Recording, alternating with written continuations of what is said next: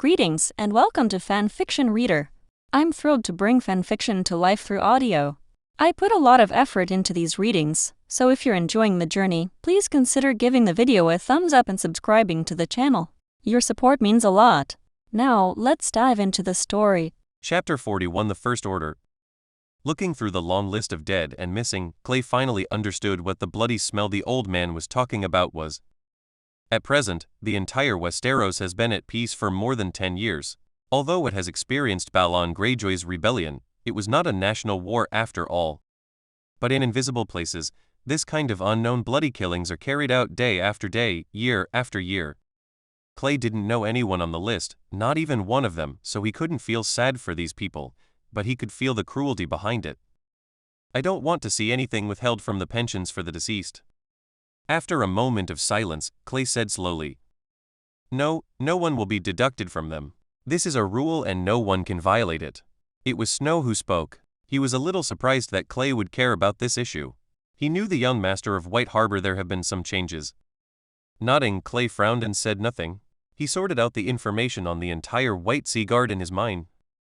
There is no way to compare it with other similar institutions, but overall, this is a place where the stalls are very large and have a certain effect, but the efficiency is not high. Except for the Reach, Storm, and Dorne in the south, which are really beyond reach, there are branches in other places, and you can also get some information, such as Duke Tully is seriously ill and has fainted several times, and whether the nobles of the valley can shoulder Robert Arryn's responsibility. Information such as doubts about Arryn Valley. But these news, especially the news from King's Landing, are almost all bloody. Clay is not afraid of giving the death agent's family a modest pension. With the old man behind him, he will definitely be able to make this money. Take it out. The problem is that's not how things work. Obtaining information in a peaceful state is so laborious. Clay really doubts how long his White Sea Guards can maintain in these places once the war breaks out and other nobles' intelligence agencies are in full force. At the moment, Clay, who has just taken over, cannot change this situation for the time being, but he has an advantage. He knows who are worthy targets of surveillance and can condense the scattered forces of the White Sea Guards in these places into a few strong points. Am I now in a position to exercise my powers as commander, Sir Bartimus? Of course, when you wear this ring, this conference room, this tower, and the entire White Sea Guard will be at your command, my lord. Sir Bartimus nodded and answered Clay. His tone was quite relaxed, as if he was relieved to be relieved of his duties as commander. After thinking for a long time, Clay issued his first order in this conference room. Since I am the commander now, here are my orders. First, remove all surveillance in the north except Winterfell, reorganize and send to Winterfell, mainly observe 2 points. Has Bran Stark changed recently? Change in every sense of the word. Monitor Lady Catelyn's whereabouts and report immediately if she moves south. Zunyuo, you are responsible for this matter to avoid personnel accumulation and reduce the risk of exposure. Snow nodded slightly in agreement. He didn't want to argue with Clay, the newly appointed commander. To put it bluntly, the White Harbor Guard belonged to the entire Manderly family. As the young master, Clay's order itself was not good. Violate? Moreover, he himself was also very curious as to why Clay concentrated all his efforts on monitoring Winterfell and specifically named Bran Stark and Lady Catelyn. What information did he want to obtain from them? After arranging the Northern Territory, Clay then looked at Director Huon. General Manager River continued to pay attention to Duke Tully's condition in the Riverlands. In addition, focus your efforts on the twins. During my trip to the Frey family, give me away. I may need your help. Okay, sir, the White Sea Guards will do their best to ensure your safety when you are a guest in the Twin City. The voice of Steward Huon came from the shadow where he was, and Clay continued. In addition, for a long-term mission, I need the structural diagram near the city gate of Twin River City, but this matter is not urgent. I don't want to smell too much blood in this matter. Director Huon didn't reply, so Clay just thought he heard it. This kind of risk-taking situation was indeed full of northern style, but Clay didn't advocate it. As for Steward Hisham, who manages the Western Intelligence Network, Clay asked him to stop confronting the spies of the Lannister family and to steal information from the Lannister on Lannister territory. Clay felt that this was not necessary. I don't care what method you use, just give me a handle on 1 or 2 Lannister members and control them. Try to be members who can enter and leave the Lannister castle.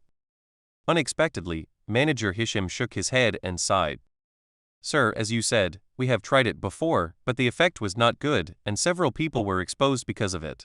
Duke Tywin has very strict management of people who can enter and leave the castle. Manager Hisham's words made Clay realize that the situation in the Western Territory is more complicated than he thought, but this cannot be ignored. Once there is a war, the Northern Territory and the Western Territory are worthy opponents. Sometimes, the victory or defeat of a war begins with a simple message. Since there are difficulties, Clay does not plan to change the status quo in a hurry now. He takes a step back and just asks Manager Hisham to maintain the intelligence network there and preserve himself under appropriate circumstances. Temporary shrinkage is acceptable. When he frees up his hands, he must run the Western region's intelligence system well. There was not much to say about the valley, and Clay had no idea what to do with the place. As for the king's leader, Clay's order is very simple.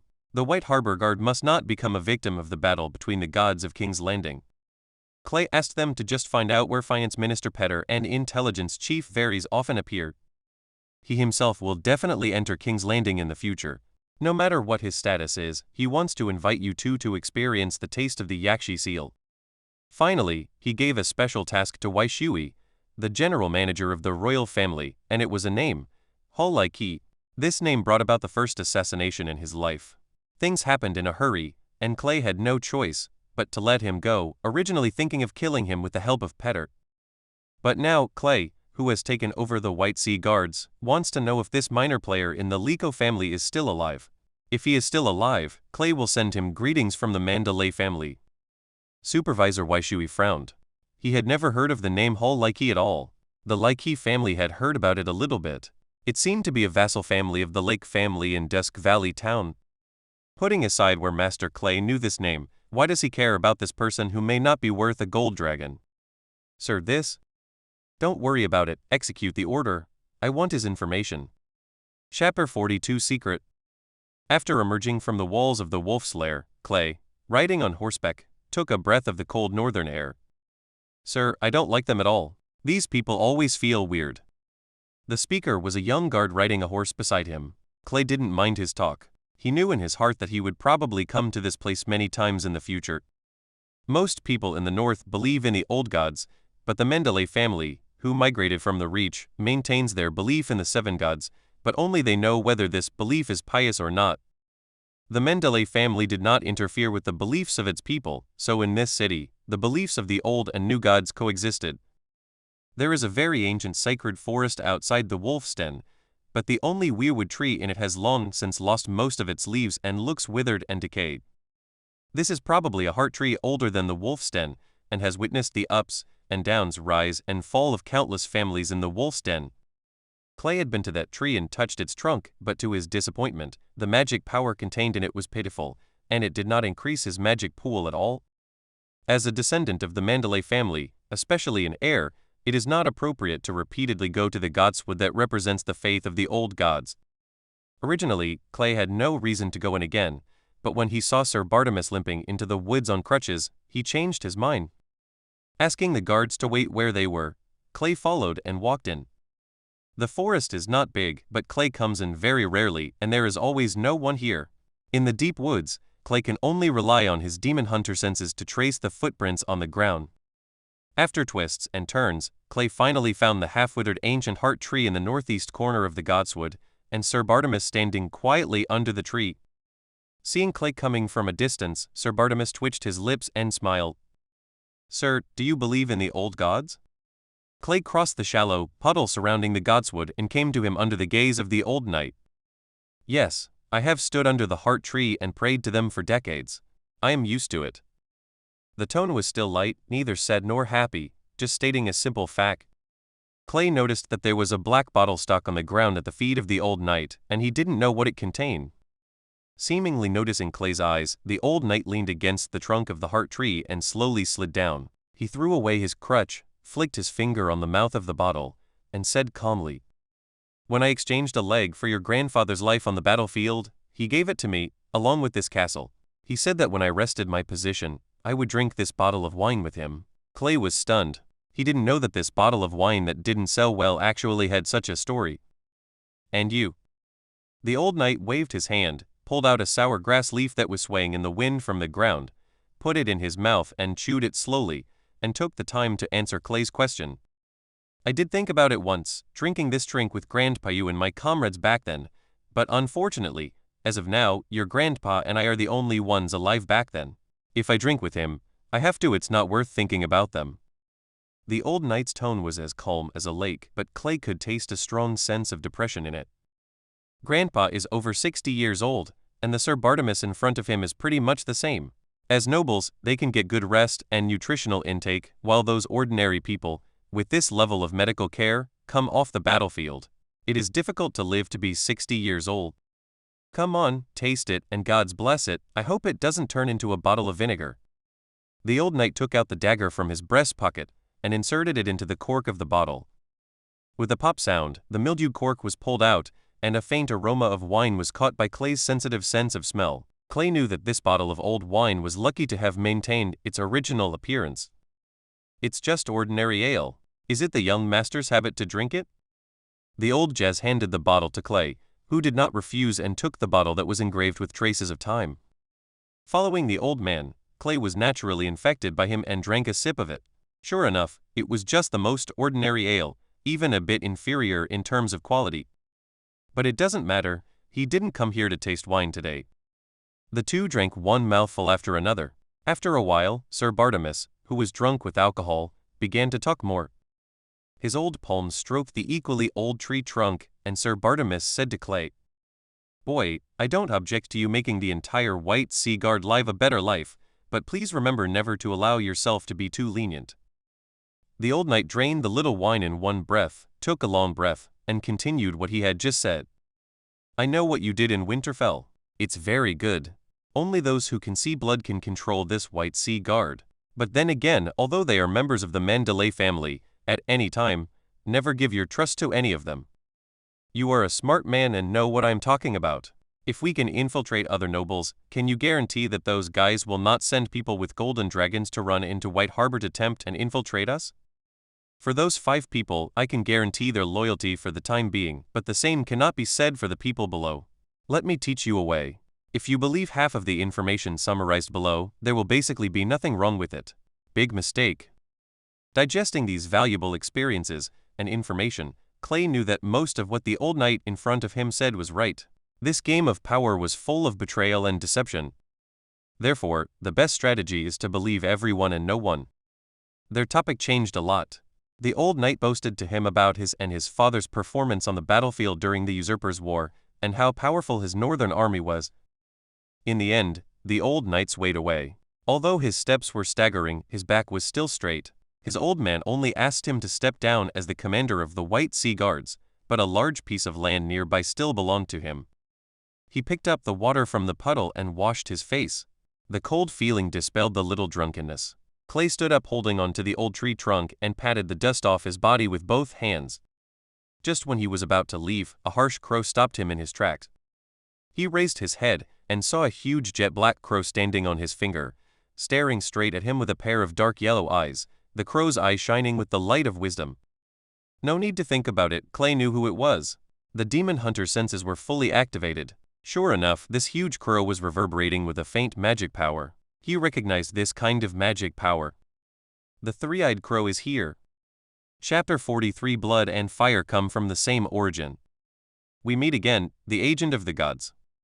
The sound of the three-eyed crow, like a rotten dead wood, came from the throat of the huge dark crow. Logically speaking, the crow could not make such a human voice, but with the blessing of magic, everything was possible. I didn't expect to meet you here, Lord Three-Eyed Crow. Clay stood still, holding the hilt of his sword with one hand, and said to the uninvited guest without expression. This time he did not hold up the Quen seal. He was not afraid of the three-eyed crow in this form. But he soon discovered that there was more than one uninvited guest at the scene. An extremely tall shadow emerged from the woods, holding a wooden box in his hand. His face was a little silly, he was very fat, his hair was messy, and he had a typical northern appearance. From a distance, Clay's hearing brought him the intermittent murmurs of the strong man. Adieu, adieu. With a sigh in his heart, Clay knew who he was. This was the Winterfell stable boy Hodor who sent Bran to meet the three-eyed raven in the original timeline when Bran left the wall, and sent him to see the three-eyed raven. He was a completely pathetic person. People, The three-eyed crow was also looking at Clay. Through the crow's cloudy pupils, he saw Clay in his eyes as a body made of complex magic power. A kind of magic power that made him uncomfortable flowed in this body. This is what he is most afraid of, and it is precisely because of this that he is willing to lower his stature and agree to Clay's conditions. Among creatures like them whose bodies are full of magic power, the most dangerous thing is to be contaminated with unknown magic power. This will cause their body structure to collapse, directly causing irreversible damage. Since you let that child go, I will naturally fulfill my promise, agent of ability god. The three-eyed crow flapped its wings, as if it really thought that it was a crow. It waved its wings at Adu, who walked toward Clay with a dull expression holding the wooden box. As you wish, this is a dragon egg. It comes from the dragon Wamax who once came to Winterfell. When I found it, I kept it with me, but I didn't expect that it would be given to you now. When the box was opened, Clay's eyes were immediately attracted to the oval creation on the stand. It is dark blue, dotted with golden stripes, and its scale-like surface has extremely rich textures. The eggshell seems to be covered with a layer of glaze, or it may be said that it looks like exquisite enamel that can only be made by mill. It was quite large. Clay gestured with his hands, and it took about 2 hands to hold it up. Although he had imagined what the dragon egg looked like countless times, when Clay actually saw this dragon egg, he had to admit that this might be the most perfect creation of the gods in this world. Stretching out his palm and placing it on the surface of the dragon egg, Clay felt a coldness. Sure enough, this dragon egg had turned into stone over the long years. In the era when the magic power receded and the dragon disappeared, nothing in the world could wake it up. People. Although his reason told him that this thing was a hot potato for him now, he knew that he could no longer let this dragon egg slip away from his hands. It seems that you like my gift very much, the agent of the gods. The voice of the three-eyed crow echoed in Clay's ears, waking him from his reverie. I have to ask again, Lord Three-Eyed Crow, why do you do this? Clay's question goes straight to the essence of the matter. As long as Clay dares to delay, the power of the adult dragon will be equivalent to the mushroom eggs of the 5 gangsters in the original time and space, and it will be a real killer weapon. The three-eyed crow was not surprised at all by Clay's question and answered very patiently. Still the same answer, my lord and I both want to survive. If you and your gods cannot occupy the land in the south, then Aror and his agents will occupy it. As I said, overpowering expanded he causes imbalance in the entire world. Aror's agent? Clay thought of one person, the red-robed witch who changed the direction of the war Melisandre. So, Melisandre supported Stannis in his fight for the throne and used fire magic to resurrect Jon Snow. Was it actually Aror's will? Hiss, this bastard really has no good intentions. He promoted himself to the throne and occupied the land in the south. Isn't it obvious that he was hiding behind the scenes to let himself and Aror fight in the ring? This old Yinbai. After thinking about all this, Clay's face became a little unsightly, but at this point, it was impossible for him to refuse this gift. Gritting his teeth, Clay took the box containing the dragon eggs from Adu's hand. The three-eyed crow baited himself. Clay decided to be a fish that eats the bait but does not take the bait. Then tell me now how to hatch the dragon egg. A king died in the tragedy of Summer Hall. I know that it is impossible to wake it up by ordinary methods. In the building called Summer Hall, which was once the summer palace of the Targaryen family, Aegon V. Targaryen lit a wildfire in the palace in order to bring back the dragon to the increasingly weakened family, and in order to hatch the 7 collected dragons' dragon eggs. Conspiracy, or the pyromancer's mistake, in short, the ending of this matter is sighing? The violent wildfire got out of control. Both the king and his crown prince died in the fire, and the royal family's vitality was severely damaged. Daenerys' brother Rhaegar Targaryen was also born in the fire. Regarding this tragedy of a descendant of his family, the three-eyed crow was only slightly silent, but soon continued the topic. They failed, not because of fire nor because of Targaryen's blood. In fact, they lacked the most critical thing, and you and I both have this thing. Both me and you? Clay instantly understood what the three-eyed crow meant and blurted out, magic. The three-eyed crow's head tilted forward slightly, obviously agreeing with Clay's words. Yes, magic power. When the last dragon died, the magic power of the entire world fell into a low ebb. At present, the conditions for awakening the magic dragon are high temperature, special blood, and magic power. This method was not used before the dragon became extinct. The dragon itself, which is made of magic power, can be hatched. But now, this method can only be used. There is no other choice. The three-eyed crow gave his solution, and after hearing the plan, Clay fell into deep thinking. No wonder Clay figured out why Daenerys was able to hatch her 3 dragons. The physique of the unburnt allowed her to survive the fire, and the Targaryen blood itself was the most special thing in the world. Sacrificing the witch, her husband and her children allowed her to gain precious magic power in this era of low magic power. So, when all the conditions were met, the magic dragon in the stone was awakened. After a long summer, the stars wept blood, the mother of the dragon was born. Chapter 44 The Secret of Bloodline. Understanding that what the three-eyed crow said was true, Clay suddenly thought of a question. Since he had obtained the dragon egg, as a descendant of the Targaryen family, why didn't the former Duke of Bloodraven fly with the dragon himself? His eyes fell on this unfortunate creature possessed by the three-eyed crow. Thinking of the three-eyed crow's current appearance, Clay instantly understood the reason. This is actually a matter of order. When he was the Duke of Blood Crow, he had never been in contact with this dragon egg and he had no magic power. But when he became the Green Seer and symbiotic with magic power, he could no longer escape from this dragon egg. A state. This is really a kind of black humor. Everything is so unlucky, which makes the resurrection of the dragon 100 years late. High temperature doesn't matter. As long as the environmental conditions are right, it's easy to achieve. It doesn't take much to light a fire. Anyway, Daenerys' practical experience tells Clay that no matter how high the temperature is, the dragon eggs will not turn into baked eggs. The magic problem is not too big. If it doesn't work, he will go to Winterfell again, touch the heart tree with one hand and inject magic into the dragon egg with the other hand. Tusk, he is really brave.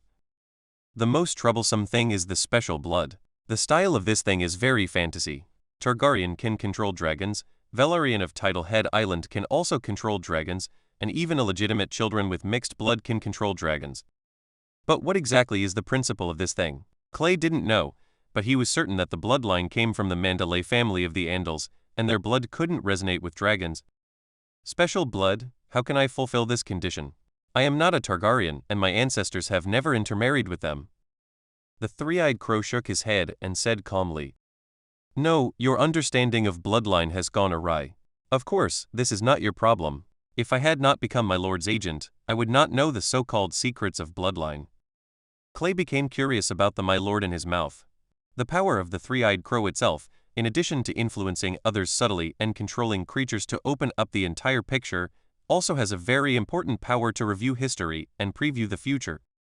No matter how you look at it, this three-eyed crow and the master behind him have a bit of a world history recorder.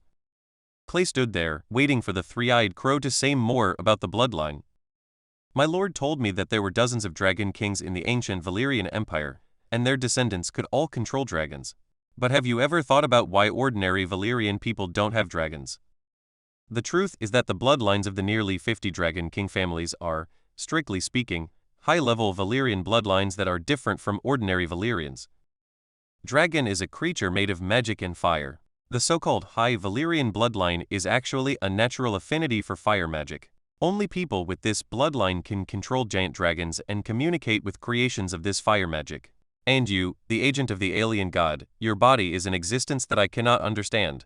Not long ago, in the school grounds of this fortress, I observed you using fire magic. In my field of vision, you once used it again. A defensive magic of unknown composition and a spiritual magic the likes of which I have never seen.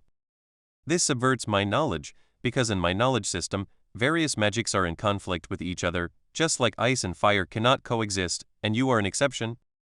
Sometimes I even wonder whether the god behind you was once a powerful god who was annihilated in the era of powerful magic, and you are his representative in the human world after his resurrection. It was a long paragraph, but Clay remembered every word carefully, because it was about the lost history of this world and the knowledge about the origin of the world. Rubbing his fingers unconsciously on the hilt of the sword, Clay tried his best to digest the information. Soon, he sorted out his thoughts.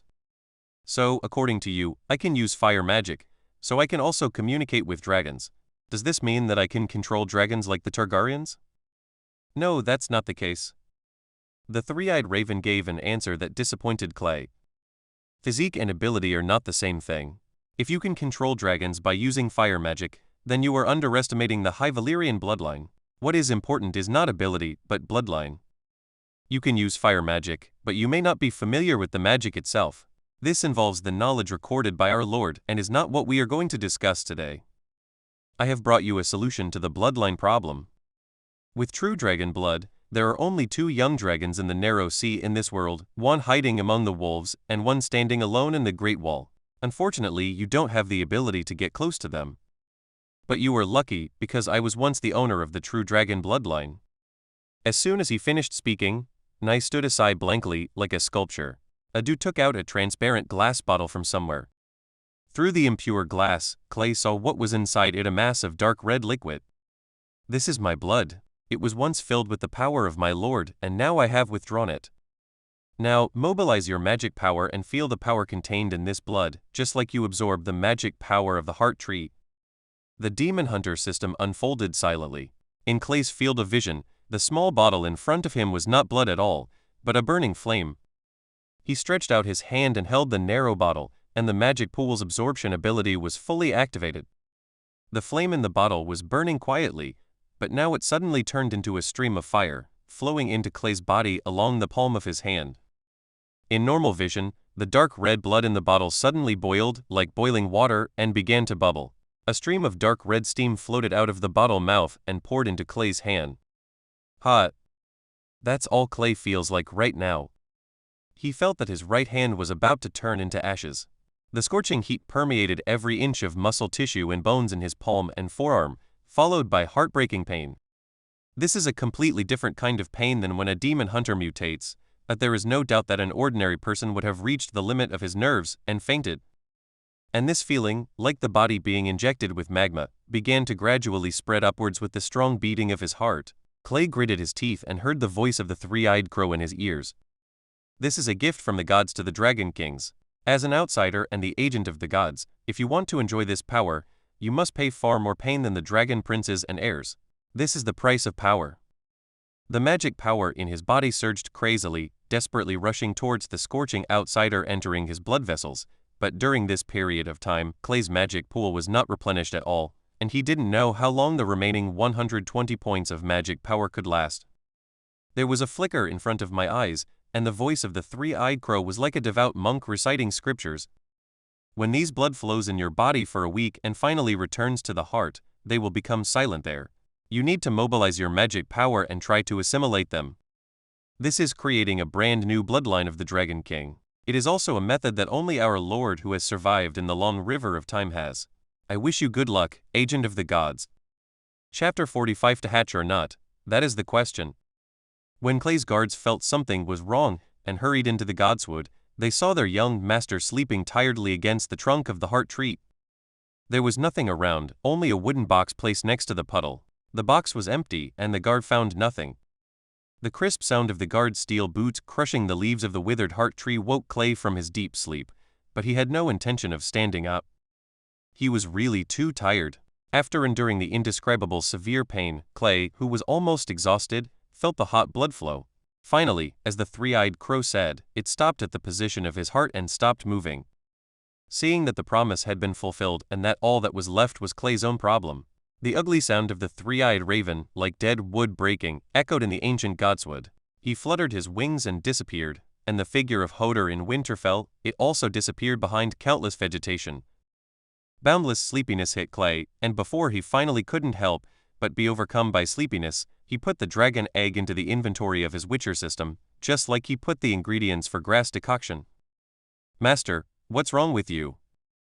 The guards asked Clay anxiously and couldn't help lamenting in their hearts that this young Master Clay was good at everything else. He was kind to others, and had extraordinary courage, but it was this hobby of acting alone that really gave them a headache as guards. I heard that this is not the first time that the young master has done this. Hosta, the guard captain who went to Winterfell with the young master, has been transferred to the blacksmith shop to work for others because of his poor guarding. It's okay. Clay waved his hand, and in the moment of clarity, he had already found a reason for himself. I had a drink with Sir Bartimus.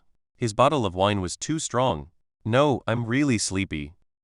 After sniffing slightly, the guards indeed smelled a faint aroma of wine from the young master. It seemed that what the young master said was true. There was no need for the guards to go to Sir Bartimus for confirmation, as long as Master Clay was fine. Whether it's true or not, the guards, don't care. They never get involved in matters between nobles. Two guards with big muscles and round waists came and helped Clay, who was pretending to be drunk, onto the horse. The two guards held Clay between his left and right sides to prevent him from falling off the horse. Clay, who was sitting crookedly on the horse, lamented in his heart. It seemed that this drunken drama would have to be played out all the way. So, the young master of White Harbor, who was swaying with endless sleepiness, stood up to the guards among the guards. Surrounded by others, he returned to Newcastle. After handing Clay over to Wilfield, who came to pick him up, the guard captain breathed a sigh of relief. After thinking about it, he turned and headed to the Poseidon Tower where Count Wyman was. Earl Wyman, who was sitting by the fireplace and listening to the guard captain's report, was just a little surprised when he heard that Clay was drunk. In his impression, his grandson was very casual about drinking, and he rarely saw him drunk. But when Count Wyman, who was still a little cheerful, heard that the person drinking with Clay was Sir Bartimaeus, he was stunned for a moment, and then seemed to realize something, and his expression suddenly became weird. The old man had agreed to drink the bottle of wine with himself, so how could he just drink it with his grandson? Is there still any sense of camaraderie between old brothers? Under the incomprehensible gazes of the guards, the expression on Count Wyman's face changed several times in succession, and then he waved his hand and drove him out. As soon as he closed the door, he heard the sound of the Earl throwing something. The sound made him look confused. What was the reason for this sudden anger? When Clay woke up, it was already noon the next day. He only knew that he entered the room on the shoulder of his sister Wilfield, and that this was the time he woke up. If you believe in this old bird like the three-eyed crow, I will. Forget it, stop scolding yourself like that. In the final analysis, you still blame yourself for the dragon egg that you asked him to take. Leaning on the bedside sewn with soft cushions, Clay felt a faint burning sensation in his heart. He knew that the Dragon King's blood was shrinking in his heart, and he had to solve this problem as soon as possible. He checked his magic pool. He spent 40 points yesterday to offset the pain. Now Clay still has 80 points of magic in stock. Mobilizing his magic power, Clay felt the changes in the Dragon King's blood in his heart. His blood was wrapped in the magic power from the demon hunter and rushed towards the distinct blood of the Dragon King in his heart. As soon as the two magic bloods came into contact, a sharp pain like a needle suddenly shot from Clay's body, came from the chest. After taking a few hot breaths, Clay's face, which had turned pale due to pain, gradually returned to normal. Cursing secretly, Clay once again experienced the changes in the Dragon King's blood. After this collision and fusion, Clay could feel that there was an almost imperceptible heat in the magic blood that belonged to him just now. There is a door. Clay had to understand that when he kept hitting this Dragon King's blood with his magic blood and completely integrated them into his own blood, a new Dragon King's blood would be born. But, judging from the pain just now, if he used all his magic power to touch the Dragon King's blood, he would probably die young due to severe pain that would cause his heart to stop beating. Yes, you have to take your time. Clay is speechless. They say long-term pain is worse than short-term pain. It seems that he has to endure this long-term pain. Ignoring the blood of the Dragon King for the time being, which will only be revealed later, Clay is thinking about another question. I got the dragon egg, what should I do now? In the past, he was just daydreaming about what he would do if he was given a dragon, but now that this possibility was really in front of Clay's eyes, he had to consider it carefully. Raising a direwolf is not the same thing as raising a dragon. The former is a symbol of the family and the orthodoxy of the North, but leaving it here is a remnant of the previous dynasty, and everyone can kill it. If you want to say that he is a small family that can't be found even if you dig through the soil, Clay leads the dragon away without saying a word. But the problem is that he is a wealthy man in the North, and there are many famous families in Westeros. Deleu's true heir. This is difficult to handle. In any case, from a rational point of view, it is impossible for him to abandon all his current identity and status for a dragon. But from an emotional point of view, Wilfield, Vera, his old man, etc., he can't even think of betrayal. But no matter what, Clay wants to leave himself a way out, because on the other side of the narrow sea, a vengeful queen who will bring 3 dragons in the future will lead the army back to Westeros. If you really see it on the battlefield, your dragon may have some unexpected effects. After all, by that time, in this world, only Daenerys Targaryen will be the real Dragon King, but there is no telling that there will be Clay. Chapter 46 Departure. 5 days passed quickly. This morning, the most elite plate cavalry team of the Manderly family assembled in Newcastle, because they would escort the young master of White Harbor south to the Twins. More than a dozen blue mermaid flags were flying over the entire team. Just as the morning sun hit their cloaks, the gate of the new castle rumbled open. Clay was wearing armor, with a golden trident pattern painted on the armor on his chest. His long sword was stuck in the saddlebag, and he was driving the horse. The young master of White Harbor slowly walked toward his team. Every time he saw this team, Clay had a pleasant feeling. The heavily armored knight wearing full-body armor and mounting a lance was the king of the battlefield in this era. There are many such soldiers in the Manderly family. This time they go south, accompanied by 200 elite knights. It is not an opportunity to show off their strength to the Frey family. A slender hand held Clay's horse's reins, and Clay looked at his sister Wellfield, who was wearing a plain white dress. "Remember your promise," Wellfield whispered to Clay, gently touching the horse's mane. Clay nodded. He knew what Wellfield was talking about. As one of the largest families in Westeros, the Frey family had a strong desire for marriage. "Don't worry, sister. If Frey really makes a request, I will refuse it for you." Clay once again gave his sister a reassurance. In fact, the most fundamental thing is that his old man did not mention a word about this matter at all. This is an obvious signal. The old man does not want his granddaughter to be with Twin City at all. There is contamination. "Okay, it's time for me to set off. Goodbye, Wellfield." Taking control of the war horse, Clay embarked on the road to the port. They will take a boat south and land in the riverland closest to the twins. There is a simple port there. Although it is small, it is enough for Clay's 200 people. Sure. Once again passing through most of White Harbor, Clay once again enjoyed the admiration of the people of White Harbor for him. The fact that he killed the Lannister for the honor of his family in Winterfell had long been spread through the bards in the tavern. The port. In addition to being the young master of White Harbor, Clay's reputation in White Harbor has been quite high during this period.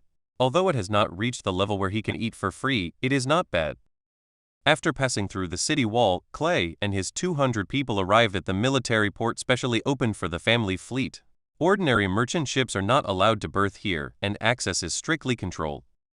Even Clay, with the mermaid flag flying behind his back, was only able to enter the port after revealing his identity.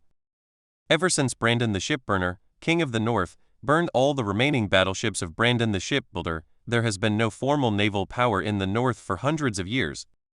However, the Manderly family, which guards White Harbor, the largest city in the North, is an exception. Although far inferior to the Royal Fleet and the Iron Fleet, with the support of White Harbor's huge financial resources, Clay saw a total of 24 warships in the port, basically composed of large tonnage sailing ships and light and fast longships. A large man wearing a coarse cloth coat and bare feet led a few people to stand at the port. When he saw Clay and his party arriving, they immediately came to greet them. "Master, this is the captain of our voyage. We will take the old man of White Harbor to the twins." After complaining in his mind about the naming skills of this group of people, Clay nodded, not minding the slovenliness of the captain and his crew in front of him. He knew in his heart that he would not be as good as them on board the ship. The Old Man of White Harbor is a large sailing ship. This type of ship is mainly used to fight enemy warships and control sea power. It is an out-and-out main warship. "Master Clay, I am Captain Stone of the Old Man of White Harbor. The Old Man of White Harbor will provide you with a more comfortable journey." Nodding, Clay said hello to Captain Stone, who grinned and led Clay and his party to the huge warship parked not far away. Their horses boarded a smaller sailing ship behind the Old Man of White Harbor and were looked after by a dedicated crew. Seeing Captain Stone stepping on the swing plank connecting the landing and the deck, Clay took a deep breath and was the first to step on the plank under the gaze of the guards. As soon as he stepped on the board, Clay felt a strong shaking feeling. At this time, the Witcher's mutation could not help him. His calves were trembling, but he could not retreat at this time. With a sudden change of heart, Clay knew that he was very good at water and would not drown even if he fell. The worst he could do was be a little embarrassing, but it was better than retreating out of fear. Using great perseverance to regain control of his leg muscles, Clay took obviously cautious steps and completed the plank step by step that could have been completed within 10 seconds. Clay finally breathed a sigh of relief when his body finally got on the deck. At this time, Captain Stone, who was watching the whole process, grinned and said with a smile, "Master, you are much better than those idiots I have seen before. It is rare for me to see someone who has not been on a boat a few times and can cross the pedal so quickly and steadily." On the surface, he maintained the reserved demeanor of a nobleman. Clay nodded slightly and accepted Captain Stone's approval, but in fact, his calves were still trembling a little. Looking back, the guard captain who followed him was obviously used to riding on boats. He took a few steps and crossed the pedal very smoothly. Most of the guards behind him were carefully selected veterans. As White Harbor soldiers, they had all been on ships. Except for a few young ones who were embarrassed, the 150 guards boarded the ship smoothly. The remaining 50 people were in the second ship. After all, they also brought war horses this time, so they had to take care of them. Clay noticed that the first thing these guards did after boarding the ship was to take off their heavy armor, leaving only a set of light mail armor hanging on their bodies with less protective capabilities. The guard captain was always beside Clay, and Clay asked him, "Why are you in such a hurry to take off your armor? Although there is no danger in White Harbor, there are many pirates on the Sea of Biting Bay." The guard captain shook his head and whispered to Clay, "Master, you must lose weight when staying on the boat, otherwise the waves on the sea will sway too much, and your physical strength will be drained by the armor." He took one look at Clay's armor and immediately began to remove the young master's armor. "You don't get on the ship very often. It's normal to not know this. I'll take off this armor for you first. It's of no use. This wasn't more than 10 years ago. The pirates in Biting Bay still don't have the guts to show off to us. The sailing ships in the harbor went to war." Now that the guard captain has said so, Clay doesn't insist anymore. Under the protection of so many people, he doesn't have to worry about his own safety except for the shipwreck. As for the shipwreck, that set of iron armor is the best helper for sinking. Entering the independent cabin arranged for himself, Clay felt the new experience of the old man of White Harbor. Chapter 47 Sea Power. After the initial sense of strangeness dissipated, the boredom brought by the unchanged sea surface and the dizziness caused by the bumps in the wind and waves came to Clay. Although he had already fainted once on the ship back to Westeros, Clay still felt a little uncomfortable this time. The originally spacious cabin became so small in Clay's eyes that he could suffocate him to death. The ninja felt a sense of vomiting in his throat. Clay pushed open the heavy cabin door and walked out, hoping that the howling sea breeze would dissipate some of it. His fainting. Walking out of the cabin, the evening sea temperature in Bite Bay made Clay shiver. Seeing him appear, the smart guard had already put a cloak on him. Nodding to the guard, Clay looked at the calm deck and asked, "Where's Captain Stone?" The guard, who was wearing a thin layer of clothing, but didn't feel cold at all because he was busy, pointed to the wooden platform behind the stern of the ship. "Captain Stone is up there. Do you want me to take you there?" The guard looked at the somewhat shaky Master Clay and asked out of concern. Waving his hands, although he still felt a little uncomfortable, the strong physical fitness of the demon hunter would put a limit to this discomfort, and Clay could still bear it. Climbing the wooden stairs to the high platform, the figures of the guard captain and Captain Stone appeared in his field of vision. The last ray of crimson sunlight is about to disappear on the sea to the west of Biting Bay, leaving only the sound of waves in my ears. Hearing the footsteps, Captain Stone and the guard captain turned around. It seemed that the two of them were talking about something just now. When they saw Clay coming up, the guard captain hurriedly greeted them. "Master, why are you up here?" "Some people are seasick, and their bodies are prone to illness. If the sea breeze blows, it will be a big trouble for them to fall ill on this ship that lacks medical treatment," the guard captain thought in his heart. But his worries were completely unnecessary. The Witcher's mutated body allowed Clay to be immune to most diseases and would not fall ill just by the sea breeze. "It's okay, come up and get some air, it's really stuffy in the cabin." Clay didn't want to hear too many unhelpful words of concern, so he changed the topic directly. "Boy, what were we talking about just now, can I listen?" Although the tone is a request, Clay is the out-and-out commander on this ship, the one with no water at all. Besides, given his status, no one on this ship can refuse him. Require. "Of course, my lord." Captain Stone, who had a rather rough style, smiled and shared their recent topic with Clay. "We are talking about the ship under our feet. Sir, do you know anything about our fleet in White Harbor?" On this question, Clay can really only say that he doesn't know. He has been busy with various things since he returned to Westeros, and he actually doesn't know much about the family's affairs. He only vaguely knew that there was a small fleet in White Harbor, but he didn't know exactly how many there were and what configuration they were. Seeing the young master shaking his head, Captain Stone could only patiently spread the knowledge of the White Harbor fleet to his young master. "Master, our current fleet in White Harbor was actually built by the Earl. There are a total of 10 sailing ships, 12 longships, and 2 oars. In all of Westeros, where does our fleet rank?" It's hard to say, but at least Lord Stannis' royal fleet can easily crush us. Their number of warships is 3 times that of mine. Oh, and there are also Lannister and Tyrell families, both of which have different abilities. Worse than our fleet. Clay nodded. This was basically consistent with what he guessed. However, he found that Captain Ston missed one very important point. What about the Iron Islands? Unexpectedly, Captain Ston shrugged, spread his hands, and said helplessly, "Them? If you add the ones I just mentioned, they are probably about the same as them. Moreover, those iron types don't know anything but building ships. I believe that if you give them some time, they can easily build 200 ships." Clay knew that the Iron Fleet was the largest navy in Westeros, but he did not expect that there would be such a big gap. In naval battles, excluding the interference of all other factors, at this level of technology, naval battles depend on the number of warships. Furthermore, the level of our sailors is not as high as that of the Iron crews on the Iron Fleet. There is nothing we can do about it. There is not much land in the place where they stay, and many of them live and eat on the ship for a month or two. This is really pointless. It's just like letting Westeros compete with Dothraki in equestrian skills. It's pure bullying. The ambition that had just arisen in Clay's heart to cross the narrow sea was immediately wiped out, but he did not give up and asked, "The Iron Fleet is so powerful, so how did the Greyjoy rebellion be put down by King Robert?" "Ha, that's another story. Master, you know Lord Stannis, the commander-in-chief of the royal fleet, right? He was the one who commanded the Battle of Fairy Island when almost the entire Iron Fleet was wiped out. There is a saying that if Lord Stannis had not destroyed the Iron Fleet, King Robert's army would have been unable to do anything but stand on the shore, let alone destroy the walls of Pike City." Speaking of the Battle of Fairy Island, Captain Ston suddenly became interested and excitedly told Clay the story of the war. To put it simply, Duke Stannis sent out a decoy to lure the Iron Fleet to the narrow strip of land between Fairy Island and the mainland, and then used the terrain to direct the royal fleet from north to south to seal off the accessible exits.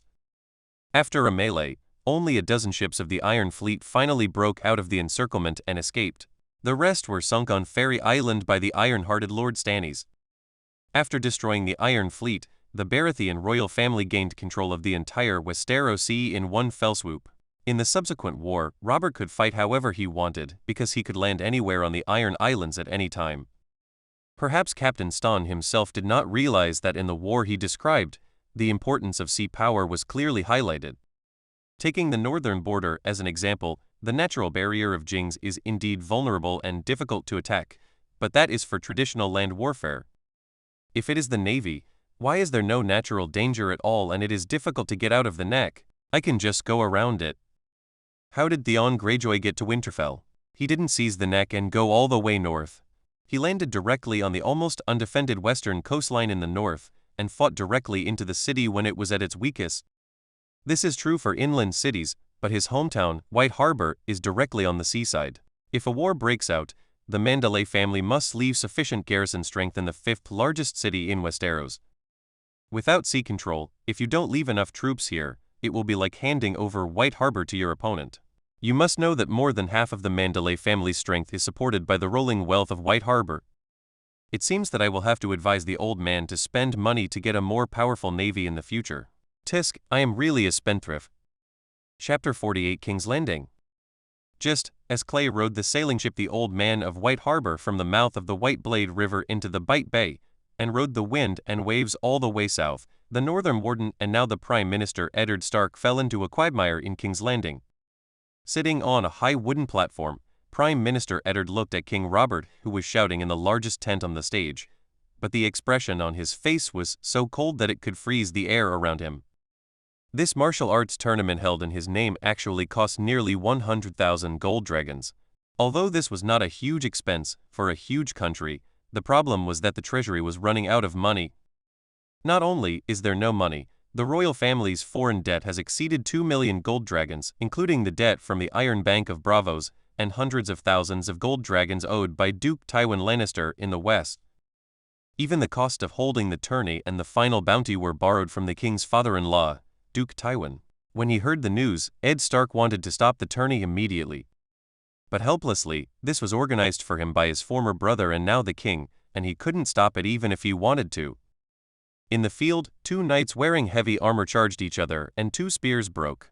This kind of specially treated competition spear is easy to break, and the cost is relatively high. Prime Minister Ed's heart was bleeding as he watched the two attendants standing aside handing two new spears to their master. Without money, how can he, the Prime Minister, manage the country? The royal family's daily expenses, the maintenance of the royal fleet, etc. all require the shining golden dragon. Where did he get the money from? He had no intention of asking the old lion for money. Sometimes, he admires Petter, the current finance minister. He can actually maintain the royal family's finances without any mistakes for so many years despite such a huge deficit. He is considered a capable person. But Ned also knew very well that Duke Tywin was not the king's son-in-law who supported him for free. The Iron Throne owed Casterly Rock a large amount of debt. Tywin did not pursue it, but in exchange, a large number of Lannisters entered the country over the years. Red Fort. As the king, Robert still didn't care about these things after being reminded many times by the former Prime Minister Jon Arryn. When Eddard Stark arrived in King's Landing for a while, he discovered that the smell of lions in the Red Keep was much stronger than that of stags. He originally did not want to participate in this meaningless game of stabbing with spears in his opinion. Real martial arts are practiced on the battlefield. This kind of house-like game will not only attract those ostentatious ladies. What's the point besides their screams? But his daughter was also in the stands of this tournament. Thinking of his sister Lyanna, Ed Stark had a worse impression of the tournament, but this also made him put down what he was doing and came to the scene. Robert told himself that his crown prince Joffrey and Sansa were engaged to each other. However, fear comes as no surprise.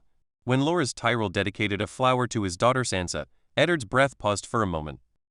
His face was ugly, but Ed Stark thought about it and realized that this Knight of Flowers didn't seem to have any engagement, and the Tyrell family didn't have a close relationship with him.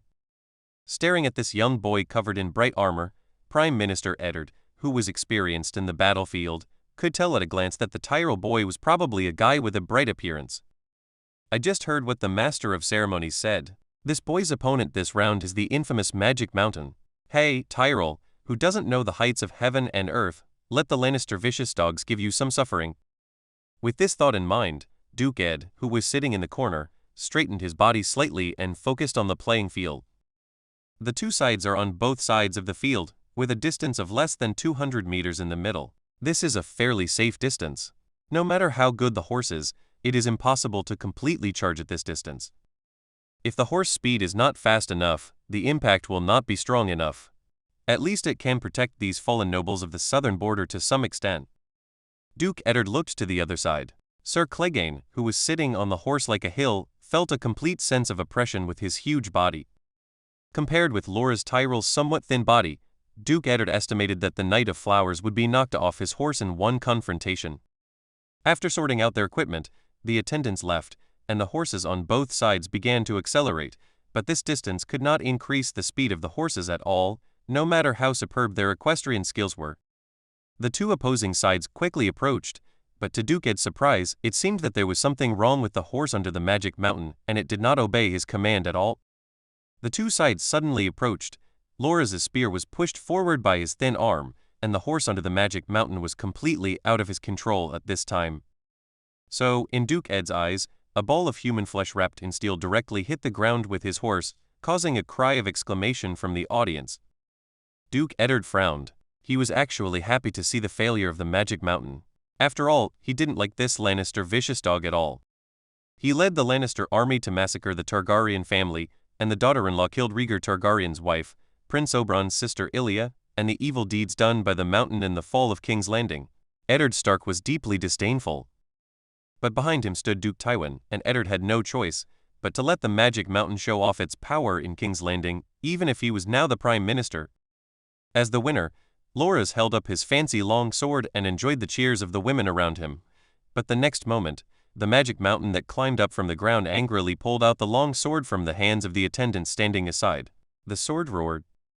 The sword swung down and cut the neck of the horse that caused him to lose the game. Dazzling bright red plasma spurted out from the broken artery, covering the land full of horse hoof prints, and the cheers of the audience seemed to have been pressed on the pause button. Everyone stared blankly at this loser who suddenly became angry for some reason. Soon, the first female scream rang out from the audience, followed by a loud roar. Ed Stark didn't like this situation at all. How could he be afraid of blood if it wasn't because of the blood? Since he came to King's Landing, this city has always surprised him in various things. For no reason, the words that Prime Minister John Arryn kept chanting before his death rang in his mind. Strong nature. He still couldn't figure out what this sentence was referring to, but he knew very well that the words that a person kept chanting when he was about to die must be extremely important to that person. The strong smell of blood rushed into his nose, making him feel extremely uncomfortable. Chapter 50 Twin River City. Of course, the bloody smell of King's Landing could not reach the peaceful riverlands. Clay, who had just landed, stepped onto a heavily weathered boulder on the shore. Behind him, the White Harbor guards were completing their assembly. The guard captain, who had put on a lighter, but more defensive armor, stepped on the ground that was half sand and half soil, and came to his young master step by step. When he arrived in the riverlands, he was already in the south, just a short distance away. But here, he couldn't feel the cold at all. On the contrary, sweat had begun to pour out of his back. It was much hotter than White Harbor here. Master, we can set off in about an hour. Although the river land is densely populated, there is not a single person to be seen on this rocky beach. Clay and the others do bring enough food rations, but in any case, it is best to find people as soon as possible. This is not the first time the guard captain has taken this road, but after all, it was already a year ago since he last set off from White Harbor to Twin River City. The location of the dilapidated small pier has not changed, but the path leading inland in my memory has indeed disappeared. The first escort captain to disembark led his people to search for a long time before they found traces of past passage among the dense weeds. It's strange that this dock doesn't look like it hasn't been maintained for a year. After all, many ships departing from White Harbor and landing in the riverlands almost take this route. Did they maintain it themselves? The guard captain didn't know.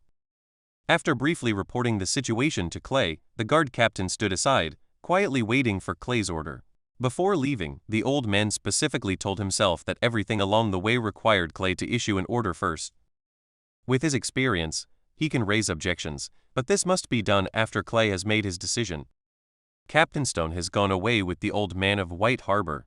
According to the agreement, when Clay leaves the twins, he will send a raven to White Harbor. After receiving the news, he will return with the fleet again to this place. After looking at the slowly darkening sky above his head and the increasingly dense jungle in his field of vision, Clay made his decision. Camp where we are, make a fire to cook, and arrange for manpower to patrol at night. After all, this is not our place anymore. After thinking about it, the guard captain's original idea was that there was a small village not far from the woods in his memory. He wanted to spend the night there. After all, he could have a house to cover his head. But when he thought about the road that was blocked by weeds, he felt a little uncomfortable. Make sure the village is still there. In this case, there was no need for him to oppose the young master's decision. Moreover, even with the authorization of Earl Wyman, he actually did not dare to go against Clay. The order was issued and the 200 well-trained soldiers began to cut trees quickly. These people seemed to have expected this to happen. When they arrived, they had already prepared casting camp equipment for about 50 people. Clay hung his sword and began to wander around them. From time to time, he chatted with some soldiers who stopped to rest. Although many of them were dry and unnutritious conversations, it was obvious that the soldiers were more relaxed than before. Too much. When the sun disappeared behind the horizon again, the soldiers had set up a crude camp. The horses were protected by wooden fences, and there were a large number of sentries scattered around. On the outskirts of the camp, 2 10-man teams with experienced hunting experience were sent out. They were fully armed and went directly into the forest. Their job was simple, driving away nearby wild beasts and ensuring that the camp would not be disturbed at night. Of course, if they were lucky enough to catch some game, these hunters would not mind having a sumptuous dinner today. Early the next morning, under the guidance of the guard captain, Clay led 200 cavalry into the forest, which was not too big. It is not accurate to say that it is a forest. The vegetation here is more like tall bushes. The leading guard captain had to find a suitable path to pass through to prevent the following war horses from being cut by the hard bushes. After spending most of the day walking through the woods, Clay saw the King's Road that connected the north and the south. Seeing this road meant that they were on the right track and could continue moving forward. 3 days later, Clay and the others finally ran into a Frey family patrol near the Green Fork River. This timid guy saw 200 fully armed cavalry suddenly appearing in front of him. His face turned pale with fright, and his sword all pulled out. If he hadn't known the dozens of flying mermaid flags in the White Harbor army, he would have turned around and ran away at this time. Hello, from the Frey family, we are the army of White Harbor. We are escorting our master Clay to the Twin City to visit Lord Walder Frey. The captain of the guard specially emphasized the word sir, because there are several people named Walder Frey in the Frey family now, and the captain of the guard does not want to cause unnecessary trouble because of these little details. It is estimated that the Frey family told them that Clay was coming, and it seemed that the Frey family welcomed Clay's arrival very much, because the guard immediately put on an unusually respectful expression. Sir, I will take you to Twin City. He didn't know who Clay was, so he bowed to the crowd. He couldn't ask until Clay came out to identify himself. Nodding, Clay felt slightly relaxed after finally reaching his destination.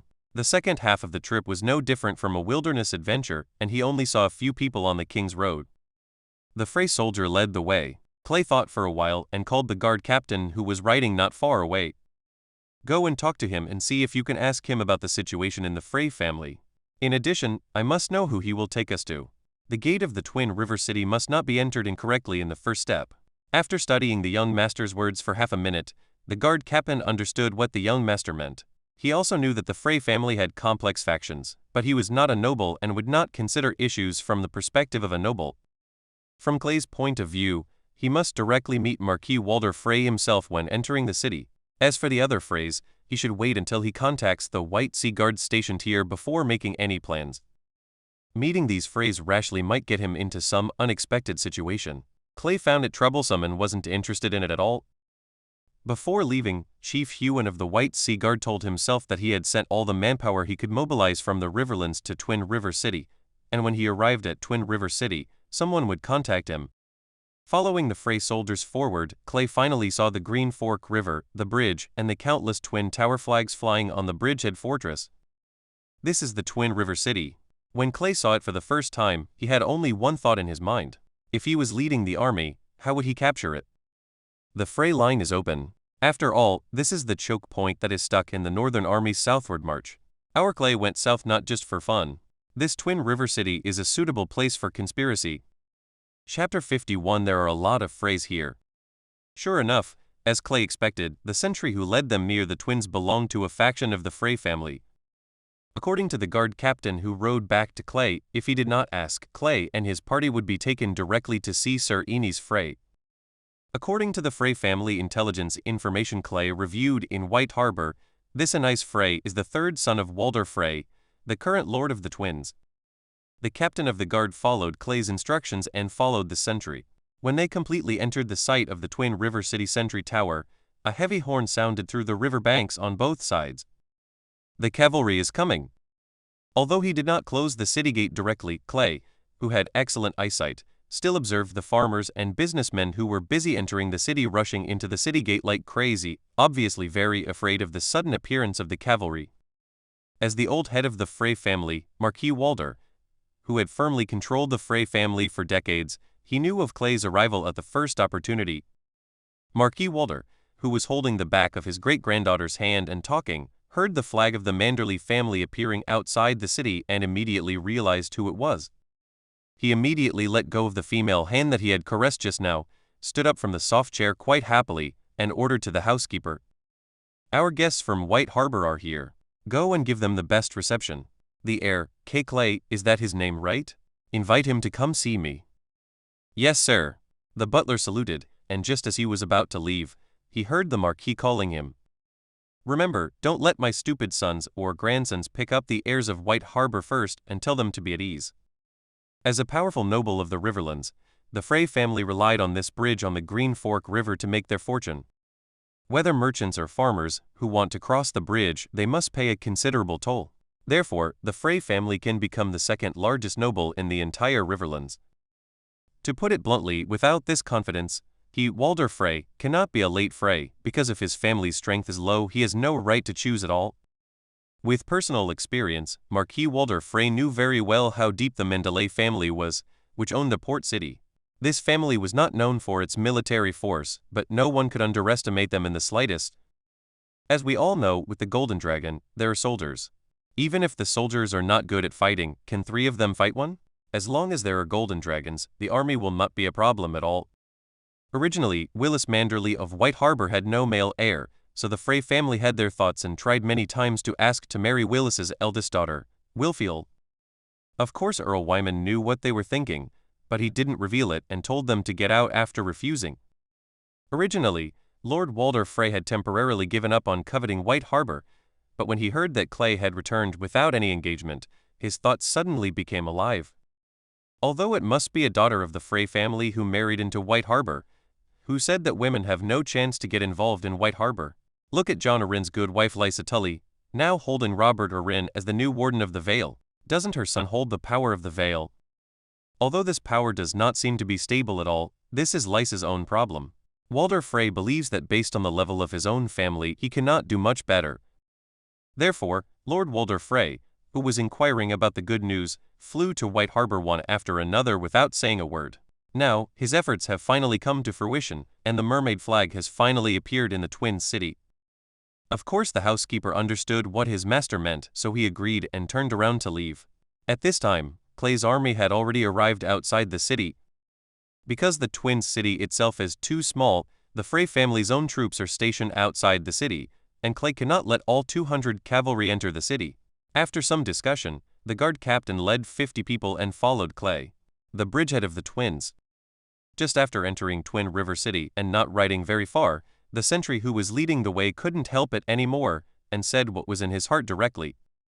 "My lord, I will take you to Lord Enys first. He is the third son of Lord Walder Frey. It will be easy for him to take you to see Lord Marquis." Seeing that the sentinel was no longer pretending, Clay didn't want to act with him. Just when he was about to open his mouth to refuse, a knight wearing light armor with the double bridge coat of arms of the Frey family on his chest came riding up. It can be seen that this guy is very confident in his riding skills. He rushed between the sentry and Clay before he was stopped by the White Harbor guards who had already touched the hilt of their swords. When the knight saw the unkind expressions of the people in White Harbor, an ugly smile appeared on their ugly faces. He announced his home. "Who is Lord Clay?" "I am Peter Frey, and my grandfather is Sir Stevron Frey, the eldest son of the Lord Marquis." Well, this is a great-grandson of Frey, and with this name, to be honest, Clay doesn't like him at all. He took a closer look at the knight in front of him and found that he was actually not that old. He was probably about the same age as himself, but his ugly pimpled face and dark skin made him look much older. According to the information, the grandfather of the person in front of me, Sir Stefron, is the first heir of Lord Walder Frey, so he is here on behalf of the eldest son of the Frey family. After asking this question, Peter Frey whipped the sentry with his riding crop. The sentry, who knew that his mission had failed, did not dare to resist and left in despair amid Peter's unpleasant swear words. After cleaning up the sentries, Peter seemed not to notice the disgust and disdain in the eyes of everyone in White Harbor, and asked what he just said again. "Is Lord Clay here?" "I am Peter Frey, and my grandfather is Sir Stevron Frey, the eldest son of the Lord Marquis. I will take you to see my grandfather, and he will take you to see the Marquis." Grown-ups. Clay doesn't understand. He was directly invited by Marquis Walder Frey. "Why do you all think that I have to go through you to see him? Who are you looking down on?" But it's not the same thing to stand here and ignore this person from Frey's eldest son's faction. Clay's request for him when he came to the twins this time was to have both sides, and he could fool him whenever he could. After thinking about it, Clay rode out of the crowd and answered Peter Frey's question in a calm voice. "I'm Clay Manderly, hello Peter of House Frey." He did not say that he had agreed to meet Stephen Foley and remain stationary. He actually didn't want to see this Steve Lunn at all, even if he was the first-in-line heir to Marquis Walder Frey. When he was hesitating, an older voice broke the deadlock. "Peter, get out of the way. The Marquis will directly invite Lord Clay to climb the tower and go back." Seeing Peter Frey's suddenly ugly expression, Clay thought to himself that there were only 3 or 4 Freys in sight at this moment. The Frey concentration in this city was really a bit high. Chapter 52 Guests. Twin River City is not big, and it is not even accurate to say that it is a city, because its core building is actually the bridge. The so-called Twin River City is a bridge plus 2 huge bridgeheads at the head and tail of the bridge. Clay and his party entered the city from the bridgehead on the east side of the Green Fork River and were now not far from the city. After looking at it, it was clear that this person had a higher status in the Frey family than the great-grandson Peter Frey. Clay did not know who he was. Peter Frey left with an ugly expression. He could not afford to offend this old butler who had served the Marquis for decades. In the entire Frey family, with a few exceptions, who was not afraid of this seemingly mediocre person? Old man. If you offend him, as long as the old man whispers in the ears of the Marquis, you will be in bad luck. The 90-year-old Marquis is often extremely arbitrary in his judgments on small family matters. The soldiers left, the knights also left. The stranger in front of Clay didn't mean to introduce himself. He turned around and led the way. Seeing that Clay and others didn't move, he could only stop and add, "I am the steward of the Marquis. No one in this city dares to impersonate me. Your Excellency invites all guests to go to the main castle. He has prepared salt and bread for you. This is the very famous guest rite in Westeros. After the guest enjoys the salt and bread of the host, during the subsequent guest period, neither party can harm each other. Violation will violate the sacred law, which is not tolerated by the old and new gods." Oh. The nobles of the entire Westeros really believe this. There have been countless bloody battles on the battlefield and cold conspiracies in the palace in history, but few people have trampled on this law, which is actually not binding. Even so, Clay, who knew what the Frey family was, didn't believe they would abide by any sacred guest rites. To a certain extent, possessing magic power, he is closer to the gods than others, and he does not believe in any nonsense that is not tolerated by the old and new gods. The Red Wedding happened, and the Frey family trampled on the rights of guests, but in fact nothing happened. Walder Frey's son became the master of Riverrun, and the family's territory expanded rapidly. As for the assassin Washwang, who was later targeted by the Brotherhood without banners and Arya Stark, that had something to do with the old and new gods. It was purely because their security work was not done well. After eating a small piece of salty bread, Clay stood in the main hall of the Twin River City and performed the guest rites ceremony. Opposite him, at a slightly higher place, a huge black oak chair was placed. A thin old man in gray clothes huddled there, staring at Clay with a pair of small eyes. There is no doubt that this is the 90-year-old Lord of the Twins, Marquis Walder Frey. Although he was extremely reluctant, regardless of his age and status, Clay was the only one who bowed first. The Manderly family sends greetings. Dear Lord of the Twins, Clay Manderly thanks you for your gift. An old man with sagging skin, no hair and no teeth has no sense of beauty when he smiles, especially when he is particularly ugly. Marquis Walder Frey was very satisfied with Clay's attitude. The young heir was at least more polite than his grandfather, the old eel. A hoarse voice came from the old vocal cords, and Marquis Frey said, "Welcome, Clay Manderly. I believe you will be satisfied with the hospitality provided to you by the twins, and the Frey family will ensure your safety." Believe you, I might as well jump into the Green Fork River and drown, Clay thought to himself, but still had a smile on his face. He caressed his chest and saluted Marquis Frey, which concluded the ceremony of guest rites. Clay left the hall under the leadership of the butler. It was still some time before the evening. The official meeting was actually at the banquet in the evening. The main members of the Frey family would be present, including those who represented Clay Mander for him. La prepared wife. I don't know why. Although White Harbor is by the sea and Twins is by the river, the room here is much humid than the room in White Harbor. As soon as he entered the house, Clay's sensitive sense of smell told him that there was definitely something in this house. The place is moldy. Clay, who had a living experience of -1, frowned and opened all the windows in the room, although this was of no use, because through the windows, he could see the Green Fork River flowing southward. The 50 guards he brought were arranged in another building where the Frey family guards lived, but at the strong request of the guard captain, the 10 guards and the guard captain moved into the room near Clay. After the old housekeeper sent Clay into the room, he stood at the top of the stairs on this floor like a dead tree that refused to fall. At first Clay didn't understand what this was doing, but after seeing waves of people trying to step onto this level, Clay understood what it was doing. Marquis Walder Frey sent adore God to yourself. It has to be said that Marquis Frey's behavior is very much in line with Clay's wishes. He doesn't want to be disturbed at all, at least not now. The captain of the guard insisted on checking Clay's room, and Clay obeyed. This loyal guard captain didn't know that ordinary people really couldn't kill Clay after practicing basic wolf swordsmanship, 5 kinds of seals, and a strong physique that was immune to most poisons. Moreover, Clay didn't do anything bad to break the engagement, so why did the Frey family want to kill him? If Clay were to die here, he absolutely believed that his old man would directly declare war on the twins. He had just arrived, so it was better to keep a low profile. He was waiting for an opportunity to contact the White Sea Guards lurking here. The blind analysis of the complex relationship between the Frey family members here was not as solid as the conclusions of these intelligence personnel. Although Clay knew very well that he could only believe half of it at most. The sun was setting in the west and turning red at the same time. Clay couldn't feel the slightest chill here. There was a knock on the door and Clay, who was alone, heard the old voice of the housekeeper. "Lord Clay, the dinner is ready. Lord Marquis invites you to the main castle hall for the banquet. Please come with me." Nodding slightly, Clay adjusted the luxurious clothes that he had already changed into. This kind of image skill is really useless when it is useless, but sometimes it can play a big role.